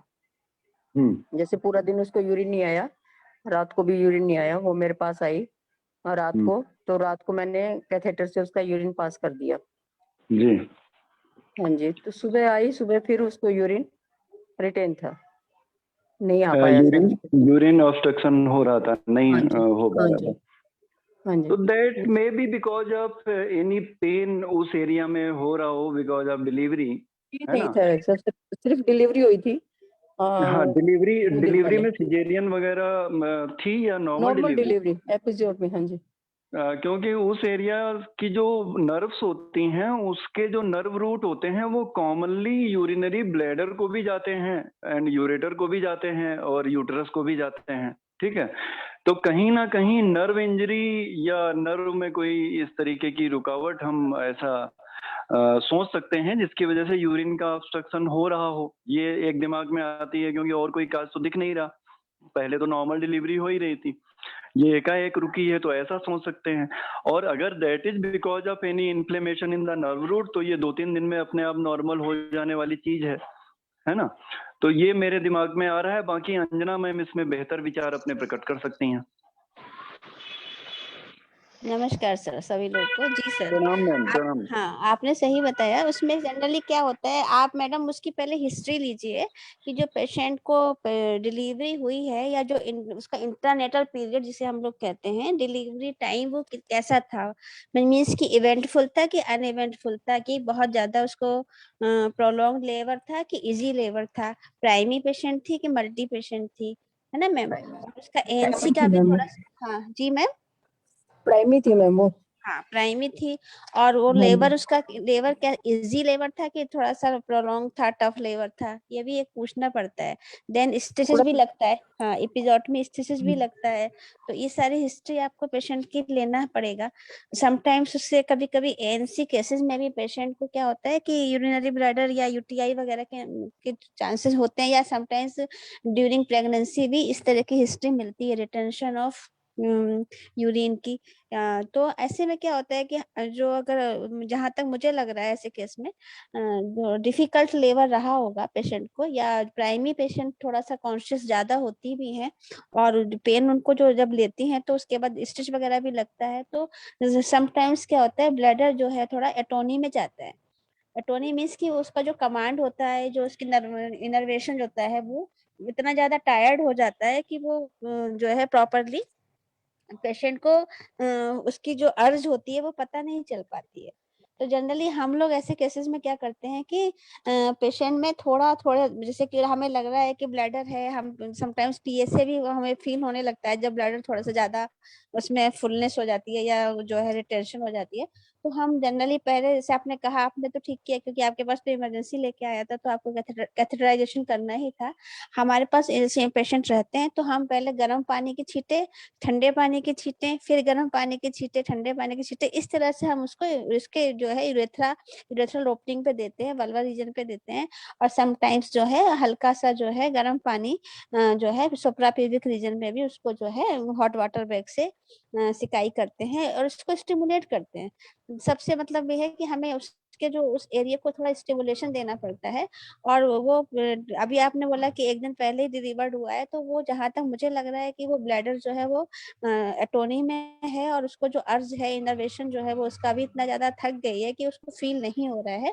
धीरे धीरे वो उसको हम मूवमेंट देंगे या आप अपने पास उसको रखिए, थोड़ा सा उसको देखिए, उसको एडमिट करके, और उसके पश्चात उसमें कुछ हमें सूती का व्यापद में ये केस आएगा। तो सूती का व्यापद के लिए जो हम औषधियां देते हैं उस तरह की औषधियों पे इनको रखना होगा। सबसे पहले पंचकोल चूर्ण, पंचकोल कषाय या फिर पंचकोल का जो है पेशेंट किसी भी तरह से पंचकोल को ले, चाहे वो मंड पेया विलेपी जो भी खाती है उसके साथ उसको थोड़ा पंचकोल बढ़ा दीजिए। थोड़ा सा उसको जो है यहाँ पर चंदामृत रस या प्रताप लंकेश्वर रस, सबसे पहले हम सिंपल जो है अपना सूती का हरण रस या प्रताप लंकेश्वर रस को ही ऐड करेंगे। थोड़ा सा संजीवनी वगैरह भी ऐड कर सकते हैं। और यहाँ पे हमें थोड़ा सा नर्व को स्टिमुलेट करना होता है, तो हमें यहाँ कुपीलू हिंगवादी का अच्छा रोल मिलता है क्योंकि वो अग्नि को भी पाच करेगी। क्योंकि हम फिर वहीं पे आते हैं कि जो मूत्र जनन हमारा होता है वो आहार पाक से ही होता है कि सार और किट का विभाजन अच्छा होता है। तो और कुपीलू जो है वो इनर्वेशन को बहुत इफेक्ट करती है। तो हम जनरली यहाँ कुपीलू हिंगवादी और दशमूल क्वाथ या दशमूला रिष्ट इस तरह की मेडिसिन को बात अनुलोमन और जो है आहार किट विभाजन की औषधियां दे सकते हैं। और थोड़ा सा आरोग्य वर्धनी को भी ऐड कर सकते हैं खाने से पहले और चंद्रप्रभावती को खाने के बाद। तो मुझे लगता है कि हमारे पास पेशेंट जो है नॉर्मल आ जाते हैं। अगर उसको ये प्रॉब्लम बार बार रहती है, जैसे आपने कहा रात में कराया फिर मॉर्निंग में कराया, तो फिर अगर ये 2 या 3 बार हमें लगातार रिकरेंट ऐसा करना होता है तो फिर हमें ऐसे पेशेंट को एक दिन के लिए या 2 दिन के लिए कैथेटर डाल के रख देना होता है। और फिर जब वो धीरे धीरे पेशेंट का जो कहते हैं ना सूती का काल दूसरा तीसरा चौथा दिन आता है, तो हम फिर कैथेटर को क्या करते हैं बीच में जो है वो बंद कर देते हैं। मतलब जैसे कि हमने उसमें आर्टरी लगा दी, फिर हम उसको फील करते हैं कि अब आप बताइए कि आपको कैसा लग रहा है। तो वो फिर धीरे धीरे पेशेंट खुद कहता है कि नहीं मुझे अर्ज लग रही है, ऐसा लग रहा है कि मुझे हो जाएगी। तब वो पेशेंट को फिर हम लोग धीरे से कैथेटर निकालते हैं। वो पेशेंट मेरे हिसाब से नॉर्मल आ जाएगा, थोड़ा समय लगेगा। उसमें आपको थोड़ा सा स्नेहन, स्वेदन, अवगाहन श्वेत, पिचू और जो सूतिका व्यापद की जो चिकित्सा है उसको अकॉर्डिंगली पेशेंट की प्रकृति के हिसाब से करेंगे तो ठीक हो जाएगा।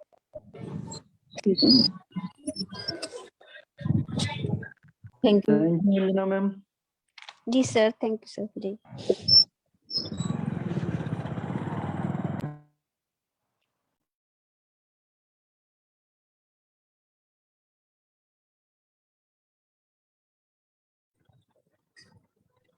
मैम पिचू अरंड तेल का रख सकते हैं?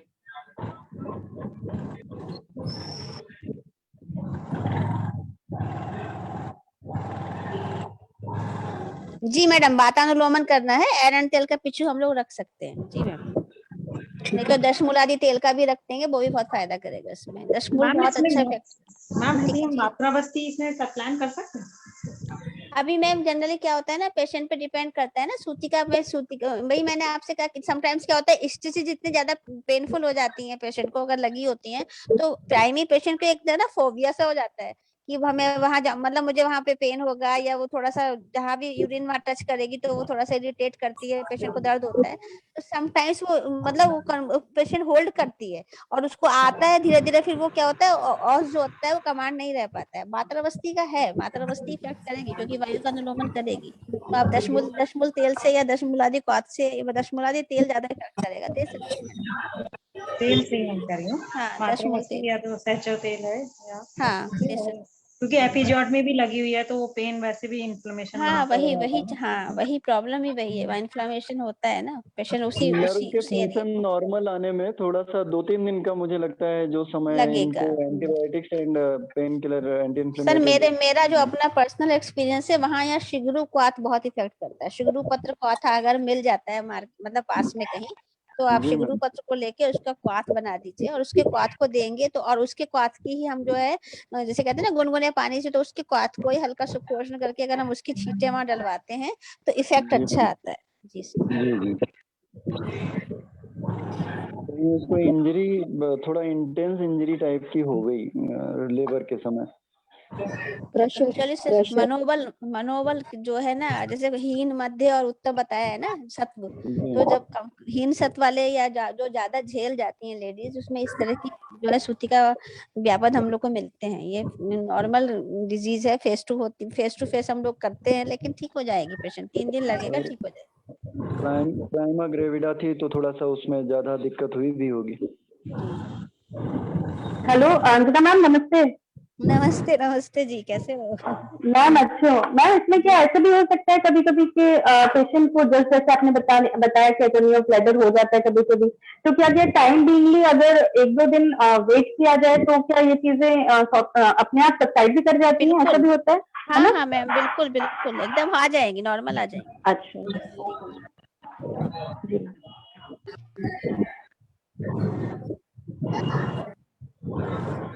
हाँ जी, जया मैम, जया जी ने अपना हाथ किया उठाया हुआ है, प्लीज आप अपना क्वेश्चन पूछ सकते हैं डॉक्टर जया। हेलो हेलो, हाँ जी ma'am, good evening ma'am. Ma'am good evening ma'am, मेरी मॉम का एक केस डिस्कस करना था। मॉम मेरे पास में ही है, बट उनकी क्या थी कि मैम 5 साल पहले से उनके घुटने में दर्द था, फिर इसके बाद से वो पेन उनका बढ़ता ही जा रहा है, तो क्या मैं उनसे आपकी बात करा दूं? यस मैम, हमें आपको आप उनको वीडियो ऑन कीजिए, यदि मेरे पास होगी ये क्योंकि कोहेस्ट बनाया हुआ है ऐसा ने, देखती हूँ कि मैं उन्हें पेन वो कर देती हूँ स्पॉटलाइट। बताओ।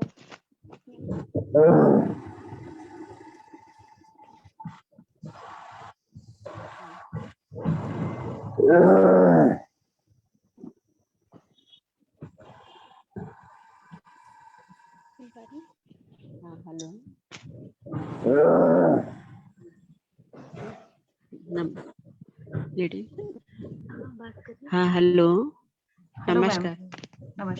हाँ, पहले हमारे कमर में दर्द, कमर में था, कमर में बहुत बचपन में चोट लग गया था, जैसे वो सीढ़ी पर से गिर पड़े थे छोटे पर, हाँ 10-12 साल की उम्र। तब उसके बाद तो कुछ हुआ नहीं, तब तो ठीक ठाक चला, कोई परेशानी वगैरह नहीं हुआ।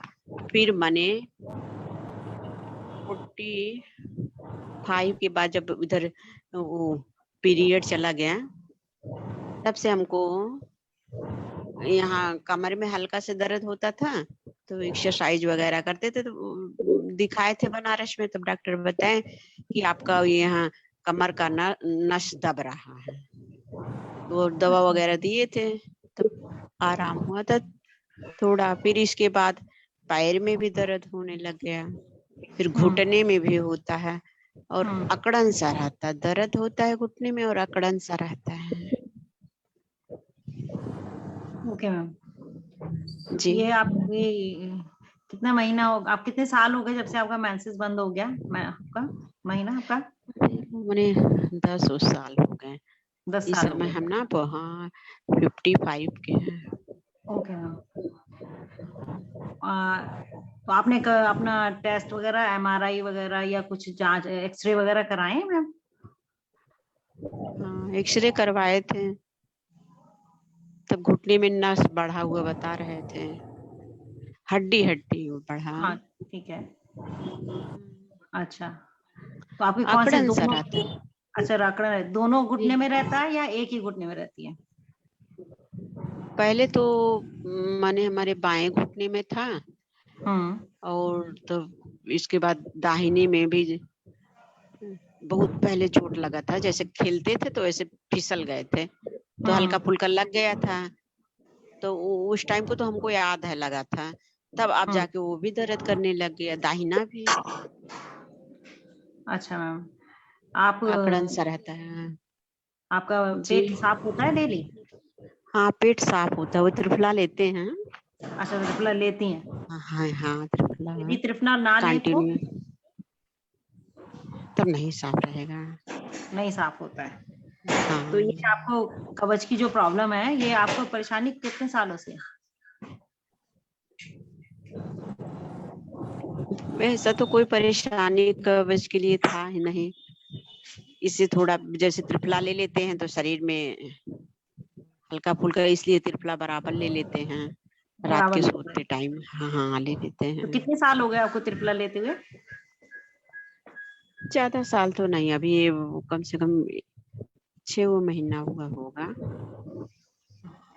अच्छा, तो ये आपका जो जकड़न है और दर्द है वो हाँ जी, किस समय ज्यादा आपको महसूस होता है, या पूरा दिन रहता है, सुबह है शाम, कुछ टाइम आपने महसूस किया है जकड़न वगैरह इसको? नहीं, जब सुबह उठते हैं तो उस टाइम जैसे सीधा नहीं हो पाएंगे, काफी उससे जैसे वो करेंगे तो धीरे धीरे सीधा होंगे। जैसे ताड़ आसन कर लेते हैं दरवाजे से उठ करके, तब थोड़ा सीधा हो जाते हैं। तब थोड़ा कंटिन्यू बैठ जाएंगे काफी देर, 1-2 घंटे तक कंटिन्यू।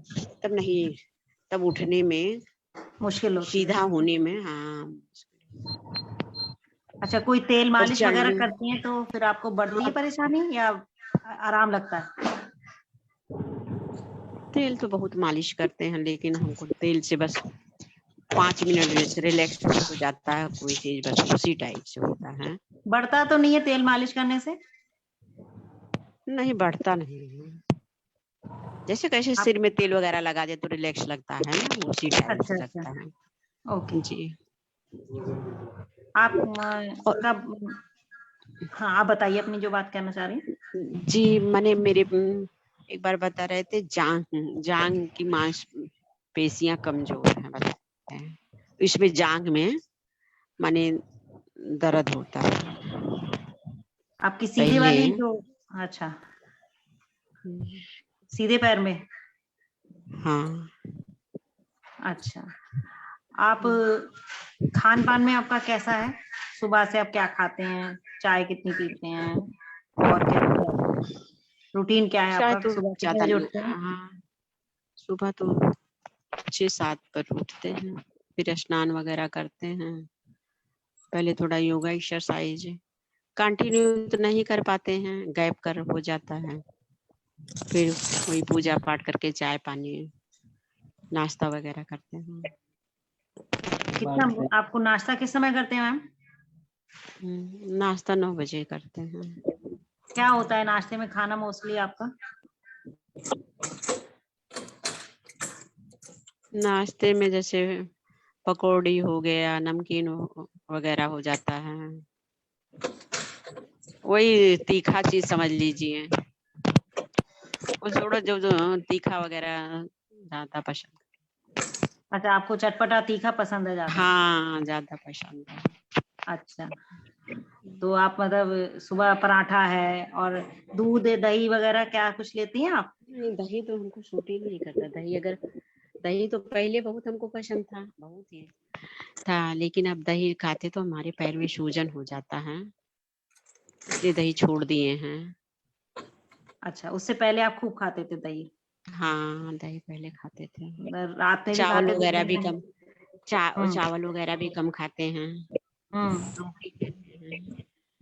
मतलब जब से सूजन हुई है तब से आपने, मतलब जब से परेशानी बढ़ जाती है तब से खाना बंद किया? उससे पहले आप दही का सेवन करते थे? हाँ जी जी, दही चावल तुमको बहुत पसंद था।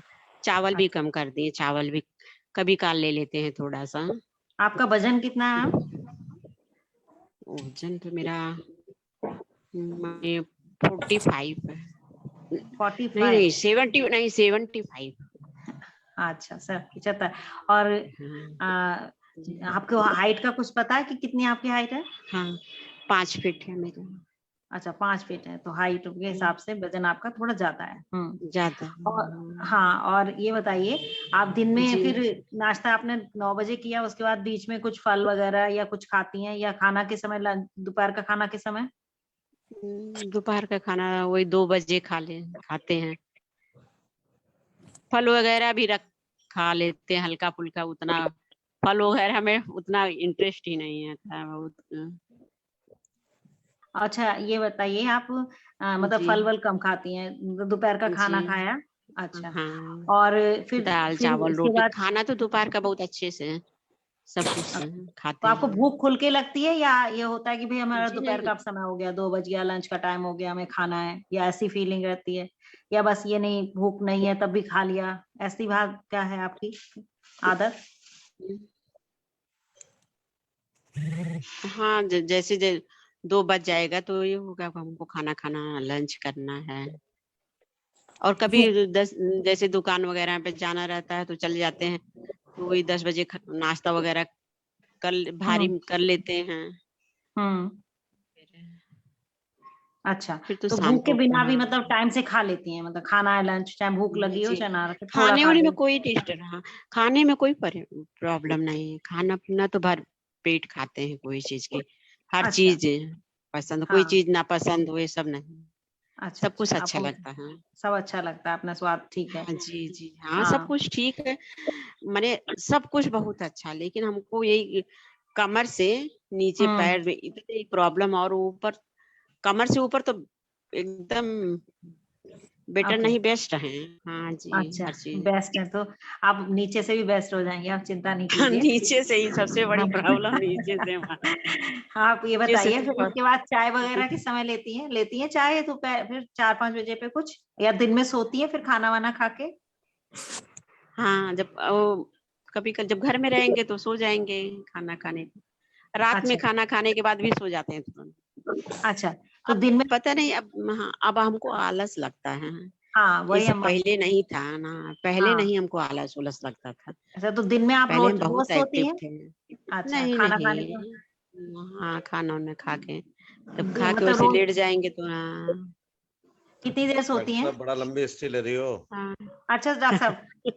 हाँ सो हाँ जाएंगे सारे डॉक्टर। इन शॉर्ट, हाँ सर। हाँ जी। मैं और सर मैम जी जी ये जी जो आपने टेस्ट वगैरह कराए हैं थायराइड जी का जी और रूमेटाइड जी आर्थराइटिस वगैरह का? थायराइड हमको नहीं है, अच्छा। थायराइड वायराइड नहीं है, ना बीपी है ना शुगर है, ये सब कुछ नहीं है। ओके। और भी सबको किसी को हड्डियां कोई क्वेश्चन कमजोर है पूछना बस। हो त्यागी सर आप मैम प्लीज। मैम प्रणाम। नहीं हाँ ऑस्टियोआर्थराइटिस है डॉक्टर साहब इनको। हाँ जी, हाँ ऑस्टियोआर्थराइटिस है। हाँ वजन जी कम जी बढ़ाइए हमको है। इनका। उसी में थोड़ा रूल आउट जी करना है ऑस्टियो और रूमेटॉइड आम बात में। रूमेटाइड नहीं है सर, रूमेटाइड के लक्षण ये थोड़ा नहीं रूल होते आउट एक भी। करने दीजिए बॉस डॉक्टर साहब थोड़ा। एक भी रूल आउट, एक भी लक्षण नहीं है रूमेटाइड का। मॉर्निंग स्टिफनेस आ रही है, मॉर्निंग सब स्टिफनेस आ मॉर्निंग रही है। स्टिफनेस सभी दर्दों में आएगी जितने भी होंगे बस जोड़ों के केवल दर्द। इतना पूछने दीजिए कि क्या जो घुटने के अलावा किसी और जोड़ में भी दर्द है क्या? सर इतनी देर से वो ये तो बता रही हैं, आप लोग फिर सुन क्या रहे जी हो सारे। नहीं जी और किसी में नहीं है। अच्छा, कितने साल से है घुटने में दर्द? कितने घुटने में साल तो से है हमको घुटने में दर्द? जैसे हमको हल्का फुल्का तो 4-5 साल से था, उतना मालूम नहीं चलता था, जैसे काम काम चलता रहता, कोई प्रॉब्लम नहीं आता था, हल्का फुल्का तो रहता है, हाँ हाँ, लेकिन ज्यादा बढ़ गया। लेकिन अब ज्यादा बढ़ गया।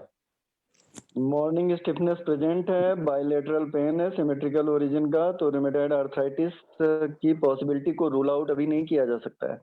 हाँ, ऑस्टियोआर्थराइटिस नेटवर्क की प्रॉब्लम, आवाज सही नहीं आ रहे हैं। मीनोपाज के बाद डेवलप हुआ है, तो मीनोपाज के बाद होने का मतलब है कि एस्ट्रोजन हार्मोन कम हो गया, तो ऑस्टियोआर्थराइटिस की तरफ इसको ले जा रहा है।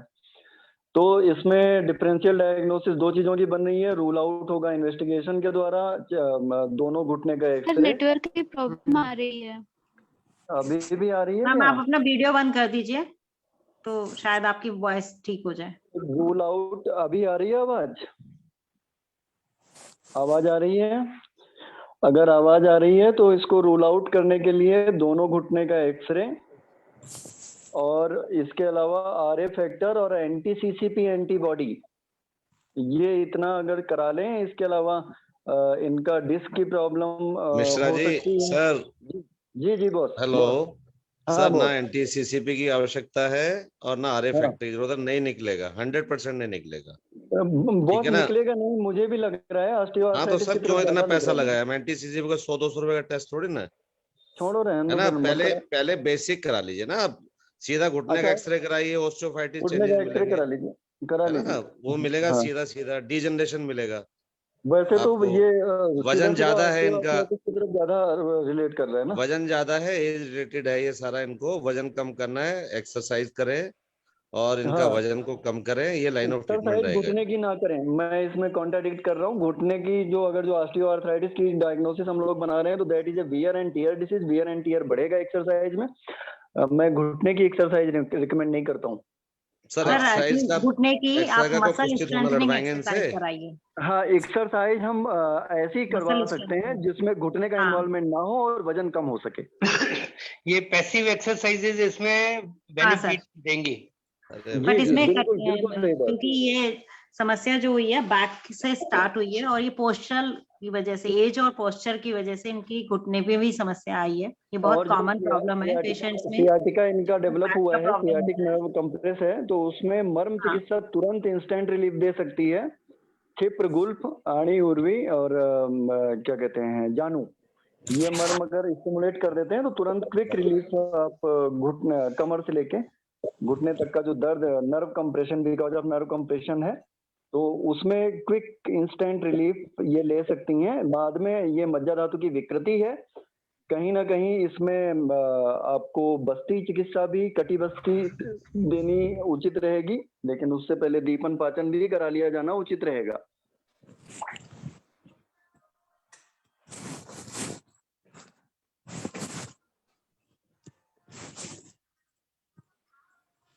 बाकी विनीता मैम ने हिस्ट्री ली है, विनीता मैम अपना बताएंगी। हाँ, मेरा यदि ऐसे टाइप के पेशेंट में मेरा ये होता कि मैं पेशेंट में दीपन पाचन कराकर कटी बस्ती सर देती और जानू अरविंद बस्ती पाठक देती। सर हैं क्या संभाषण में? सर नहीं है सर, वो क्यों, नहीं बिकॉज है। सर का हम लोग है ना लेकिन केस डिस्कस करते हैं, ना तो किसी का फॉलोअप होता है, ना किसी को लाइन ऑफ ट्रीटमेंट देते हैं पूरा। हाँ तो सारा सर। डिस्कस करके पेशेंट को छोड़ देते हैं राम भरोसे। ये अच्छी बात नहीं है किसी के लिए भी। कोई सर किसी को इतनी कोई पूरा ट्रीटमेंट नहीं देते हम लोग और उसको छोड़ देते हैं, फिर ना उसका पता लगता पेशेंट का, उसका क्या हुआ, फॉलोअप क्या हुआ, उसका कुछ नहीं। डॉक्टर सर साहब आप एक बात कहना चाहता हूँ। इतने दिनों से हाँ जी मैं भी सर। इस संभाषा को देखता रहता हूँ। पेशेंट हाँ है जी। डॉक्टर साहब, पेशेंट है आपके साथ क्या? वो जो डॉक्टर साहब ने पेशेंट प्रेजेंट हाँ किया था डॉक्टर वो, जया, आप अपनी मम्मी से अपना स्पीकर ले हटा लीजिए, दीजिए। आप बात हाँ करिए। उसको हाँ उसको बंद, हाँ आप ले लो। डॉक्टर त्यागी आप बिल्कुल हाँ जी, ठीक हाँ कह जी रहे सर। हैं। हाँ इसमें जी, पता क्या हो रहा है, इतने दिनों से मैं देख पा रहा हूँ हाँ ना जी। सही से हेतु निदान संप्राप्ति, कुछ और नहीं उसके हो रहा बाद सर, कुछ नहीं। कुछ नहीं होता सर, और ना ऐसा चिकित्सा लग रहा है सही वी से आर बताई जाती वेस्टिंग है। अवर टाइम बस इन बस बस संभाषण। ये सर चीज मुझे बड़ी माफी के साथ मैं कहना चाहता हूँ कि ये मतलब, हम कई बार देखते हैं सर, ऐसा हाँ है ना जी, ये मरीज। ठीक नहीं है। मतलब आप केस लाइए, उसको पूरा प्रेजेंट के पेशेंट, अब पेशेंट को हमने आधे घंटे से एंगेज कर रखा है। वो पेशेंट बड़ा से चक्कर 5 से होता है 7 मिनट में बात करें, पेशेंट को छोड़ दें, फिर we can discuss and give the final treatment to concern doctors. उसको बताएं, फिर फॉलोअप लें उसका, भाई 7 दिन बाद क्या हुआ। हम सारा इतना लंबा बता देते हैं, उसका दीपन करें, पाचन करें, ये भी साथ साथ बताएं दीपन किससे करें, पाचन किससे करें, तभी तो मजा आएगा सब करने में। हाँ जो समझ नहीं आता ना पेशेंट को, तो कोई कुछ कुछ ना बोल कुछ रहा है, पता कोई नहीं क्या कुछ क्या बोल चल रहा रहा है, समझ नहीं आ रहा।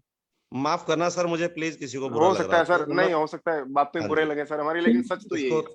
थोड़ा सर क्लियरिटी पेशेंट के कीजिए, इसमें सामने हम अच्छा लोग नहीं लग रहा बिल्कुल। पेशेंट के सामने हम लोग ना डिफरेंट व्यू बताते हैं तो पेशेंट कंफ्यूज होता है सर। ये तो मैं तभी सर सर कहना चाह रहा हूँ। फिर हम आपस में कह लेते हैं, अगर सरोज मिश्रा कुछ कह रहे हैं तो मैं कुछ कहने लगता हूँ, मैं कुछ कह रहा हूँ तो सरोज मिश्रा कुछ कहने लगते हैं, सरोज मिश्रा बोलते हैं तो कोई और बोलने लगता है। तो उसको पेशेंट को हटा के फिर डिस्कस करें ना, फिर तर्क करें हम। सर वो होता नहीं है। तर्क में भी एक बात होनी चाहिए कि हाँ अगर जी, मान लिया मैं किसी को कुछ बोल रहा हूँ तो उसके हाँ पीछे वो जी, रेशनलिटी क्या है, क्या कारण है मैंने बोला है कि इसकी वजह से ये देना चाहिए आपको। बिल्कुल ठीक बात है। अब वो जैसे कई बार मैं सोचता था सर, जब शुरू में पढ़ता था कि यार हाँ ये एक जी, बीमारी के 85 उन्होंने योग लिखे हुए हैं, तो लेकिन सर वो बहुत सही थे, उन्हें मालूम था किसको क्या देना है। बिल्कुल ठीक बात। और हम और लोग सर जो है ना मेरी 50 के 50 गा देते हैं सर, वो गलत एक रिक्वेस्ट और है सर, मतलब हम पूरा एक लाइन ऑफ ट्रीटमेंट प्रस्तुत करें तो जो हमारे से जूनियर है या मैं खुद समझ में अपना आएगा सर उन्हें। हम कुछ हाँ, सीख बिल्कुल। रहे हैं तो हाँ, हमें हाँ। पता लगे ये चीज दी थी, इतनी मात्रा में दी थी। अब बिल्कुल, कहेंगे मैंने बिल्कुल। आरोग्यवर्धनी दी, थोड़ा सा ये दे दिया, थोड़ा सा वो दे हाँ, दिया, हाँ, ये गलत इतना है। मैंने वो दे दिया, बसंत कुसुमागर उसका दे दिया, हाँ। नस्य दे दिया। हाँ। तो सर ये क्या है, मतलब उसमें आप बताओ भाई इतने रत्ती दिया, इतने मिलीग्राम दिया, इतने ग्राम दिया, ये दिया, इस काल में दिया, और जो ये कुछ कारण समझ था। में आता है। हाँ, तो हाँ। फिर एक क्लियर, हमारे जो जूनियर बेचारे लगे हुए हैं हमारे साथ, वो सीख भी रहे हैं, उनको भी पता लगेगा यार ये चीजें, वो नोट करें, भले ही फॉर्मूला नोट करें, वो अपने आप फिर बाद में दिमाग लगाएंगे उसमें क्या घटाना है क्या बढ़ाना है। नहीं, डॉक्टर नवीन और सर डॉक्टर अभी पाठक को इसमें लेना अभी पड़ेगा। सर नरेश सर का सिरसूल का केस डिस्कस हुआ था, तो सर ना तो उनको हेतु बताया गया, ना उनको हेतु पे तो सर अब हेतु पे बात ही नहीं होती, सब कहते हैं दवाई मंगा लो बस ठीक हो जाओ। उस पे हेतु भी नहीं बताया उनको, और उसको हेतु मतलब निदान परिवर्जन क्या करना है क्या नहीं सर करना है उस पर डिस्कशन का बात नहीं। लाभ ये है, हम सब अपना ज्ञान, जिसके पास जितना भी थोड़ा भी ज्ञान है, ज्यादा ज्ञान है, सबके पास कुछ ना कुछ है, हम अपना 100% शेयर करने की कोशिश करें यहाँ पे, ना तो कुछ छिपाएं। भाई खाली कह दिया इसमें बस्ती दे दो, इसमें सिरोविरेचन कर दो, इसमें ये कर दो, वो सब ठीक है, उसको बताइए किस द्रव्य से करना है, कब करना है, कैसे करना है, हाँ ये तो सुधार अच्छा होने लगेगा, के समझ में लिए। भी आए। एक डॉक्टर साहब एक बात और है, एक प्लीज बात मेरी और बुरी लग देखिए। रही हो तो मुझे माफ सर करना, सब त्यागी लोग सर आप मुझे ही जो बता दीजिए, बिकॉज बैठी वो मैम जया मैम नहीं नहीं पेशेंट को छोड़ दीजिए ना, बात हो जाएगा अभी बाद में। मैं तो एक जनरल बात बता रहा हूँ, रूटीन सब लोग देखिए इतने। अब सवेरे हमारा जो होता है ना संहिता पाठन बड़ा अच्छा रहता है, वो उसको हम संहिता पढ़ते हैं, समझ में आता है। अब संभाषा का मतलब ये है, कोई भी हम केस को लें उसका पूरा हम अपना 100% देने की कोशिश करें कि जो पेशेंट हमसे जुड़ के आए, यहाँ पे आए संभाषा में, वो लेके जाए और वो कहे हाँ सर मैं उन वैद्यों के बीच गया और मैं 100% ठीक हो गया। हमारी कोशिश होनी चाहिए, ठीक होना ना होना वो ईश्वर के अधीन है, पर हमारा हम दे तो सही, उसमें पूरा तो बताएं सब कुछ, सब हम एक दूसरे को कॉम्प्लेक्ट करने लगे। एक बात और है डॉक्टर साहब, हाँ सबसे जी बड़ी सर। प्रॉब्लम पता क्या होती है, हम लोग गड़बड़ करते हैं कि पेशेंट को डायग्नोस करने की कोशिश करते हैं मॉडर्न पॉइंट ऑफ व्यू से। दिस इज हाँ रॉन्ग। जी पहले ये सर आप सबसे बड़ा पॉइंट लिया है सर ये। मैं तो ये कहता हूँ टूल ले लीजिए, संप्राप्ति पैथोलॉजी तो हमें अपने हिसाब से बनानी पड़ेगी ना। डॉक्टर साहब मैं इसमें एक सजेशन देता हूं कि आप जब किसी पेशेंट को लेते हो तो उसको पूरे आयुर्वेदिक पॉइंट ऑफ व्यू से उसको कंसीडर करो।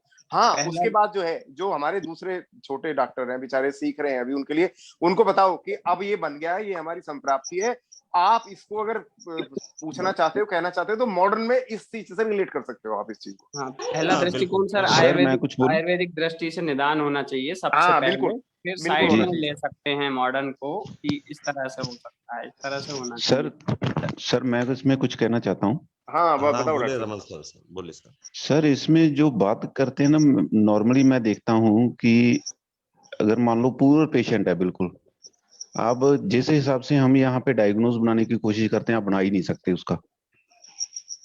उसको ये टेस्ट कराना है जी, उसको वो कराना है, उसके ये देख लो वो देख लो। जो बिल्कुल पुअर पेशेंट है, खर्च ही नहीं कर सकता, आप बताओ मुझे उसका कैसे करोगे फिर। हाँ तो सर ये टेस्टिंग वगैरह बाद में आना चाहिए ना सर, पहले आयुर्वेद तो तो हमारा आयुर्वेद तो पहला सीधा ही है ना जी। निदान होना। जैसे पहला हमने पल्स आयुर्वेदिक देखा क्या उनके दोष हैं, उनके सिम्टम क्या हैं, उसके हिसाब से उसको एक बार हाँ बिल्कुल रिजल्ट ही नहीं आ रहा, 2 महीने खा रहा है जी, दवाई खा रहा है बिल्कुल। रमनगर सर, जो हमारे अभी पास जाएंगे पेशेंट आते हैं ना, वो सारे मॉडर्न के टूल अपना के आते हैं, डायरेक्ट कोई नहीं आया आपके पास कि मुझे रात से खुजली हुई है दवा बता दो। वो आता है 2 महीने से मैं ये करा रहा हूँ, ये मैंने हाँ टेस्ट जी करा लिया, मुझे प्रॉब्लम है, तो सर टूल आपको वहां से मैं मिल ना गया, फिर हम अपनी पैथोलॉजी अपनी बनाए, संप्राप्ति हम अपने आयुर्वेद बिल्कुल से बनाए। त्यागी सर, इसमें मैं एक बात और बताता हूँ थोड़ा मैं आपको। हाँ जी बल्कि जो पुअर पेशेंट है ना जी, वो मॉडर्न के डायग्नोज भी नहीं हो पाते उनके, और मुझे एक क्योंकि बात वहां कहना से है, वो चले जाते मुझे हैं एक बात क्योंकि कहना है हाँ जी सर, कि वो सरोज मिश्रा जी पूरा डिजीज बता देते हैं, मॉडर्न का हेडेक का टाइप्स बता देते हैं, पूरा हैरिसन पढ़ा देते हैं हमें, तो सर उसमें क्या वातस सिरसूल सर जी, नरेश सर जी का वातस सिरसूल क्लियर कट डायग्नोसिस हो रहा है आयुर्वेदीय निदान से। अब वहां पर ये टेस्ट भी, लेकिन वो सर टेस्ट पूरा मॉडर्न पूरा बता देते हैं, तो उसमें टाइम कम मिलता है हमें डिस्कशन के लिए। हम हैरिसन पढ़ सकते हैं वो सारे टाइप। पाठक सर, हाँ जी, मैं सर आपसे निवेदन ये करना चाह रहा हूँ, जैसे आपने संभाषा को शुरू में लिया था ना सर, कि हेतु संप्राप्ति निदान ये सब हम बात करें दोष दूष्य की, बराबर। हमारा फोकस उसी चीज पे होना चाहिए, उससे हमारा ज्ञान भी वर्धन होगा और हमें कुछ और हम किसी कंक्लूजन पे पहुंचेंगे। जी। अब वो सीधा सीधा ट्रीटमेंट चल रहा है, फिर वो पता ही नहीं लग रहा कुछ हो क्या रहा है जी। प्लीज बुरा मत मानिएगा सर, मैं आज बड़ी मतलब थोड़ा। नहीं, आपने सही बात कहा, सब लोग तो यही तो चाहते हैं सब लोग। हाँ जी। अभी यही तो लेकिन बात है, यही तो बात है डॉक्टर ये साहब। बात इतने आप दिनों लोग को फॉलो करना है, क्योंकि मेरे पेशेंट आ जाते हैं ये टाइम पे। सर नहीं जी, नहीं, आप सर ठीक जी, कह रहे हैं। सर जी, मेरा गृहिणी का केस था सर, उसको मॉडर्न डायग्नोसिस में लेके मेरी सीलिया खराब कर दी, मेरा ड्यूडेनियम खराब कर दिया। ये किसने खराब किया? दृष्टिकोण ठीक। आप बस बताइए किसने खराब किया आपका? सरोज सर डायग्नोसिस बना रहे थे, आपकी सीलिया खराब हो सकती है, आपका ड्यूडेनियम में ये हो सकता है। ठीक है, दृष्टिकोण ठीक है, लेकिन पहले हम आयुर्वेद वे से जाए ना। उसके हम लक्षण, हेतु, लिंग, इनके आधार पर भी तो अपना रोग निश्चय संप्राप्ति बनाकर पहले रखें आयुर्वेदीय निदान से। और आपको लगता है कि खराब हो गया है आपका ये सब? नहीं नहीं, बिल्कुल खराब नहीं हुआ सर, सिंपली मतलब नॉर्मली गृहिणी की तरफ जा रहा है, उसको बिल्कुल एंड पोजीशन में पहुंचा दिया। तो ये एक मॉडर्न दृष्टिकोण के कारण होता है, जहां सबसे पहले हम मॉडर्न वे से उसको निदान करना चाहते हैं, तो वहां एक छोटी सी डिसीज भी बहुत बड़ी बन जाती। बराबर। हाँ, तो ये ठीक नहीं है। कल से यहाँ हम पर लोग क्या करें, लेकिन मैं अगर नहीं रहूंगा, मेरे एब्सेंस में आप लोग तो फॉलो करिए ये प्रोटोकॉल। हाँ, तो ये शिकायत किसी से नहीं है, ये एक डिस्कशन है कि इस तरह से होना चाहिए ऐसा। सबसे यहाँ पर पहले किसी हेतु को देखेंगे, संप्राप्ति देखेंगे, लक्षण देखेंगे, और उसके बाद में पेशेंट को भेज के फिर हम चिकित्सा क्या क्या दे सकते हैं। और सर एक रिक्वेस्ट और है सर पाठक सर, चिकित्सा पूरी बताएं, पूरी। हाँ, कोई उसमें छुपाएगा छोड़ना नहीं, है सारी कुछ। दवाई बताएं। सारी बता के लिखवा दीजिए उसको, पेशेंट फिर वीकली उसका फॉलोअप लीजिए आप। हाँ, उन्हीं कंसर्न डॉक्टर को आके बताए पेशेंट को आराम आ रहा है नहीं आ रहा है। जो भी डॉक्टर पेशेंट लेके आएंगे उनकी जिम्मेदारी है कि फॉलोअप हमें बताएं।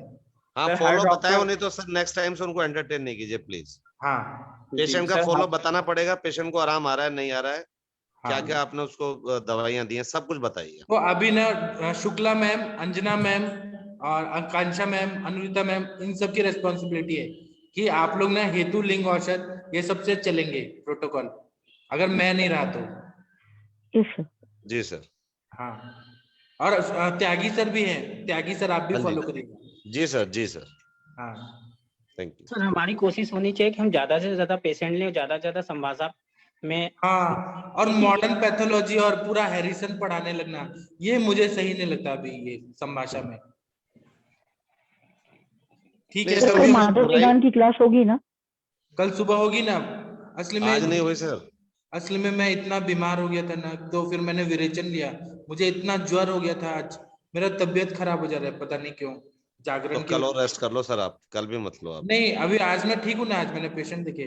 सर आप गेस्ट जो है ना, गेस्ट कम कर दीजिए और बोलना कम कर दीजिए पढ़ाते वक्त में, क्योंकि आपको पेशेंट से भी बात करनी होती है, फोन कॉल्स भी आते हैं और फिर गेस्ट आते हैं तो उनको भी मेरा attend दिन करना। भर ना कॉल सेंटर चलता है, दिन भर फोन आते हैं, दिन भर फोन। लेकिन उससे आप फ्रस्ट्रेट हो जाते हैं ना सर, आपको एक रेस्ट सर, नहीं मिलता है। एक वो रख लो सर, आप पे कैसे अभी क्या है, लोगों का जुड़ाव है। एक डॉक्टर विन्यासा जी बोले कि सर मैं आपके स्टूडेंट हूँ ना, मैंने कहा हाँ है, तो आपका आशीर्वाद चाहिए। मैंने कहा क्या आशीर्वाद चाहिए, तो उनको समझाने में मुझे 1.5 घंटा लगा, उनको क्या चाहिए, मतलब मैंने कहा है, आप हैं स्टूडेंट, आशीर्वाद है, लेकिन उनको मन ही नहीं मान रहा था। ऐसे लोग रहते हैं, अभी लगाव है लोगों का, तो अभी मुझे इसी में मेरी एनर्जी सब वेस्ट हो जाती है। और सर पित्त को शांत रखिए आप अपने को भी। त्यागी सर जी, तो मुझे जानबूझ के परेशान को शांत करने के लिए डांट खानी पड़ती है उनकी, तब उनका पित्त शांत होता है।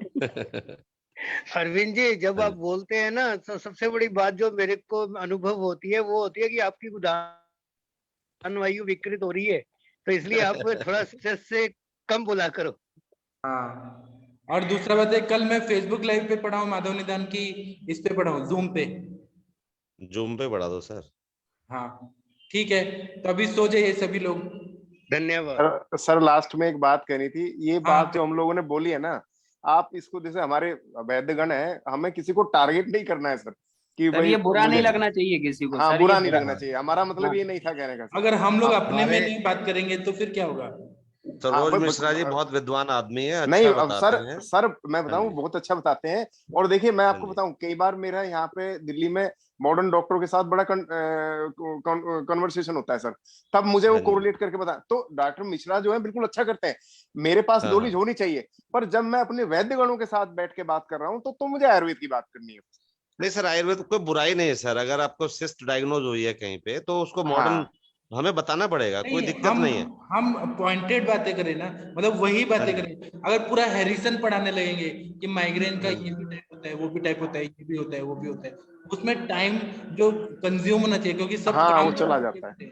और सर जब आयुर्वेदीय निदान से सब जब रोग निश्चित हो रहा है तो सर उस पर फिर ज्यादा मॉडर्न में जाने का कोई वो नहीं बनता है, नहीं हो पा रहा है फिर जाना चाहिए उसमें। आप ये सरोज मिश्रा जी बहुत अच्छे हैं, इनको बहुत अच्छे बढ़िया। हैं। मैंने आज तक इनका चेहरा भी नहीं देखा। सरोज सरोज जी मिश्रा जी, विद्वान आप अपना आदमी हैं, चेहरा दिखा सकते हैं क्या? आपके लिए कोई बात नहीं कही जा रही है, आप बुरा नहीं मानिएगा सरोज जी, अगर मेरी आवाज सुन रहे तो। एक बार सरोज मिश्रा जी अपना वीडियो दिखा रहे हैं, रुकिए आप लोग देख लीजिए कौन है सरोज मिश्रा जी। हाँ बात तो है सर। ये देखिए सरोज क्योंकि मिश्रा जी हम का हमेशा सत्यमेव जयते देखते हैं। ये देखिए आ गए, ये है डॉक्टर मिश्रा जी। डॉक्टर साहब हम क्रिटिसाइज नहीं करना चाहते आपको। सरोज जी आप बहुत बढ़िया बताते हैं, बहुत अच्छा बताते हैं आप, बहुत बढ़िया बताते हैं, आपकी नॉलेज अच्छी है, मॉडर्न नॉलेज अच्छी है। आप लोग हमारे गुरु हैं, जो भी आप लोग कहेंगे मुझे अन्यथा नहीं लेना उसको। सर प्राथमिकता आयुर्वेदीय निदान को देना और चाहिए। हमें मिलजुल के रहना है, टीम वर्क बन रहा है। नहीं मेरा देखिए प्राथमिकता आयुर्वेदिक निदान को जरूर देनी है, लेकिन मैं कोरिलेट दोनों चीजों से कर लेता हूँ। कोरिलेट सर करना चाहिए, लेकिन हमको साइड में जब आयुर्वेद से नहीं हो पा रहा है या फिर पेशेंट को हट के चर्चा कर रहे हैं, वहां मॉडर्न की जरूरत है तो वहां चर्चा करना चाहिए। मैं इस चीज को भी देखता हूँ कि आयुर्वेदिक निदान और जो हमारा मॉडर्न डायग्नोसिस होती है वो कितना कोरिलेट कर रही है, उस चीज को भी देखना चाह रहा हूँ। सर कोरिलेशन करने से हमारा नुकसान है सर। कोरिलेशन नहीं अजय जी ऐसा मत बोलिए आप, कोई नुकसान नहीं है। आप नॉलेज देखिए, हम 21वीं सदी में चल रहे हैं, हमें मॉडर्न के टूल रहते हुए आयुर्वेद औषधियों से ही चिकित्सा करनी है, सर अभी एक्चुअली बनानी है, लेकिन लोगों को हमें समझाना पड़ेगा उसी भाषा में। सब लोगों को गई करे तोता दे उड़ाए, जिसको जो समझ में आता है उसको ग्रहण करे, जिसको नहीं आता है वो ना ग्रहण करे। मेरा नहीं सरोज जी नहीं एक्चुअली अभी संभाषा का टाइम खत्म हो गया, लेकिन एक ही रिक्वेस्ट है सबसे, दोनों चीजें इंपॉर्टेंट है। लोग मॉडर्न का सब जैसे त्यागी सर बोले पूरा 10 फाइलें लेके आता है, अगर हमें इंटरप्रिटेशन नहीं करना है, लेकिन हमें संभाषा का समय देख के सबको अगर अवसर मिलता है, कंप्लीट एक केस हो जाती है, किसी निष्कर्ष पे पहुंचते तो ऐसे लगता है संभाषा से कोई ग्रहण किया। लेकिन अगर गलती से अरविंद सर केसेस में इन्वॉल्व है तब हम एक दूसरे की चर्चा पे कर सकते हैं, क्योंकि मुझे ऐसे लगता है हम सब लोग ऐसे विद्यार्थी है कि सबका अपना अपना एक होल्ड, एक एक्सपीरियंस और एक अच्छा कुछ महारतता होगा। लेकिन अगर हम यहाँ पे टू द ग्राउंड होके पढ़ेंगे ना तो और अच्छे चिकित्सक बनेंगे। ओके नहीं, वो जो हम लोग डायग्नोसिस बनाते हैं ना कहीं वो बहुत ज्यादा सिमिलरिटी शो करता है। आयुर्वेद की डायग्नोसिस और मॉडर्न की डायग्नोसिस बड़ी सर उसके लिए एक्चुअली क्या है ना, वीक में एक बार ऐसे डिस्कशन होना चाहिए, क्योंकि मैं ऐसे लेडी मैंने दोनों भी स्टडीज की है और मैं क्रिटिकल कंसल्टेंसी मॉडर्न के बाद में होने के बाद में जब नहीं बोल दिया जाता है तब जब केस आता है तो मैं पहले मॉडर्न स्टडी डिटेल में की हूँ, फिर आयुर्वेद रेट्रोवर्सल स्टडी की हूँ, और आज तो मुझे ऐसे लगता है मैं नर्सरी में हूँ आयुर्वेद के। इस वजह से everybody has a different aspect, लेकिन जब कॉमन संभाषा चल रही है ना तब ये टॉपिक नहीं होना चाहिए। कोई एक हफ्ते में जैसे संडे के दिन में लोग थोड़े रिलैक्स रहते हैं, या फिर अरविंद सर कभी छुट्टी लेते हैं, या कभी बिजनेस मतलब जिसे बोलते हैं ना कि थोड़ा अलग टॉपिक चल रहे हैं, तो तब हम हफ्ते में एक बार ऐसे डिस्कशन कर लेंगे कि भाई हर एक का है ना, ताकि किसी का समय ना जाए। रिक्वेस्ट है सरोज जी को बिल्कुल नहीं बोला जाए, सरोज जी बढ़िया बताते हैं, बिल्कुल भी सरोज जी गलत नहीं बताते, अच्छा बताते हैं, पर एक उसको है ना कंक्लूड, पेशेंट को कंक्लूड करें, मतलब उसको डायग्नोसिस बना के उसका ट्रीटमेंट बता के फॉलो अप रखें उसका, बस बाकी सब बढ़िया चल रहा है, कोई दिक्कत नहीं है। डॉक्टर साहब एक प्रॉब्लम ये होती है, मैं बताऊं आपको, जब हमारे पास पेशेंट आता है ना, डॉक्टर सरोज बहुत अच्छा बताते हैं, लेकिन पेशेंट की जो एक्सपेक्टेशन होती है वो कहती है अरे आपसे क्यों पूछूंगा मैं मॉडर्न मेडिसिन, और लोग नहीं बैठे हुए हैं क्या? सर अरविंद जी को सुबह लेक्चर लेना है, 2 घंटे पढ़ना होगा। नहीं चलिए आप बंद करके ठीक है सर, शुभ रात्रि, नमस्कार। इसको पॉजिटिव वे में ले जो चर्चा हुई है, मिलेंगे, बहुत मजा आया। ठीक है सर, नमस्कार, गुड नाइट एवरीबॉडी।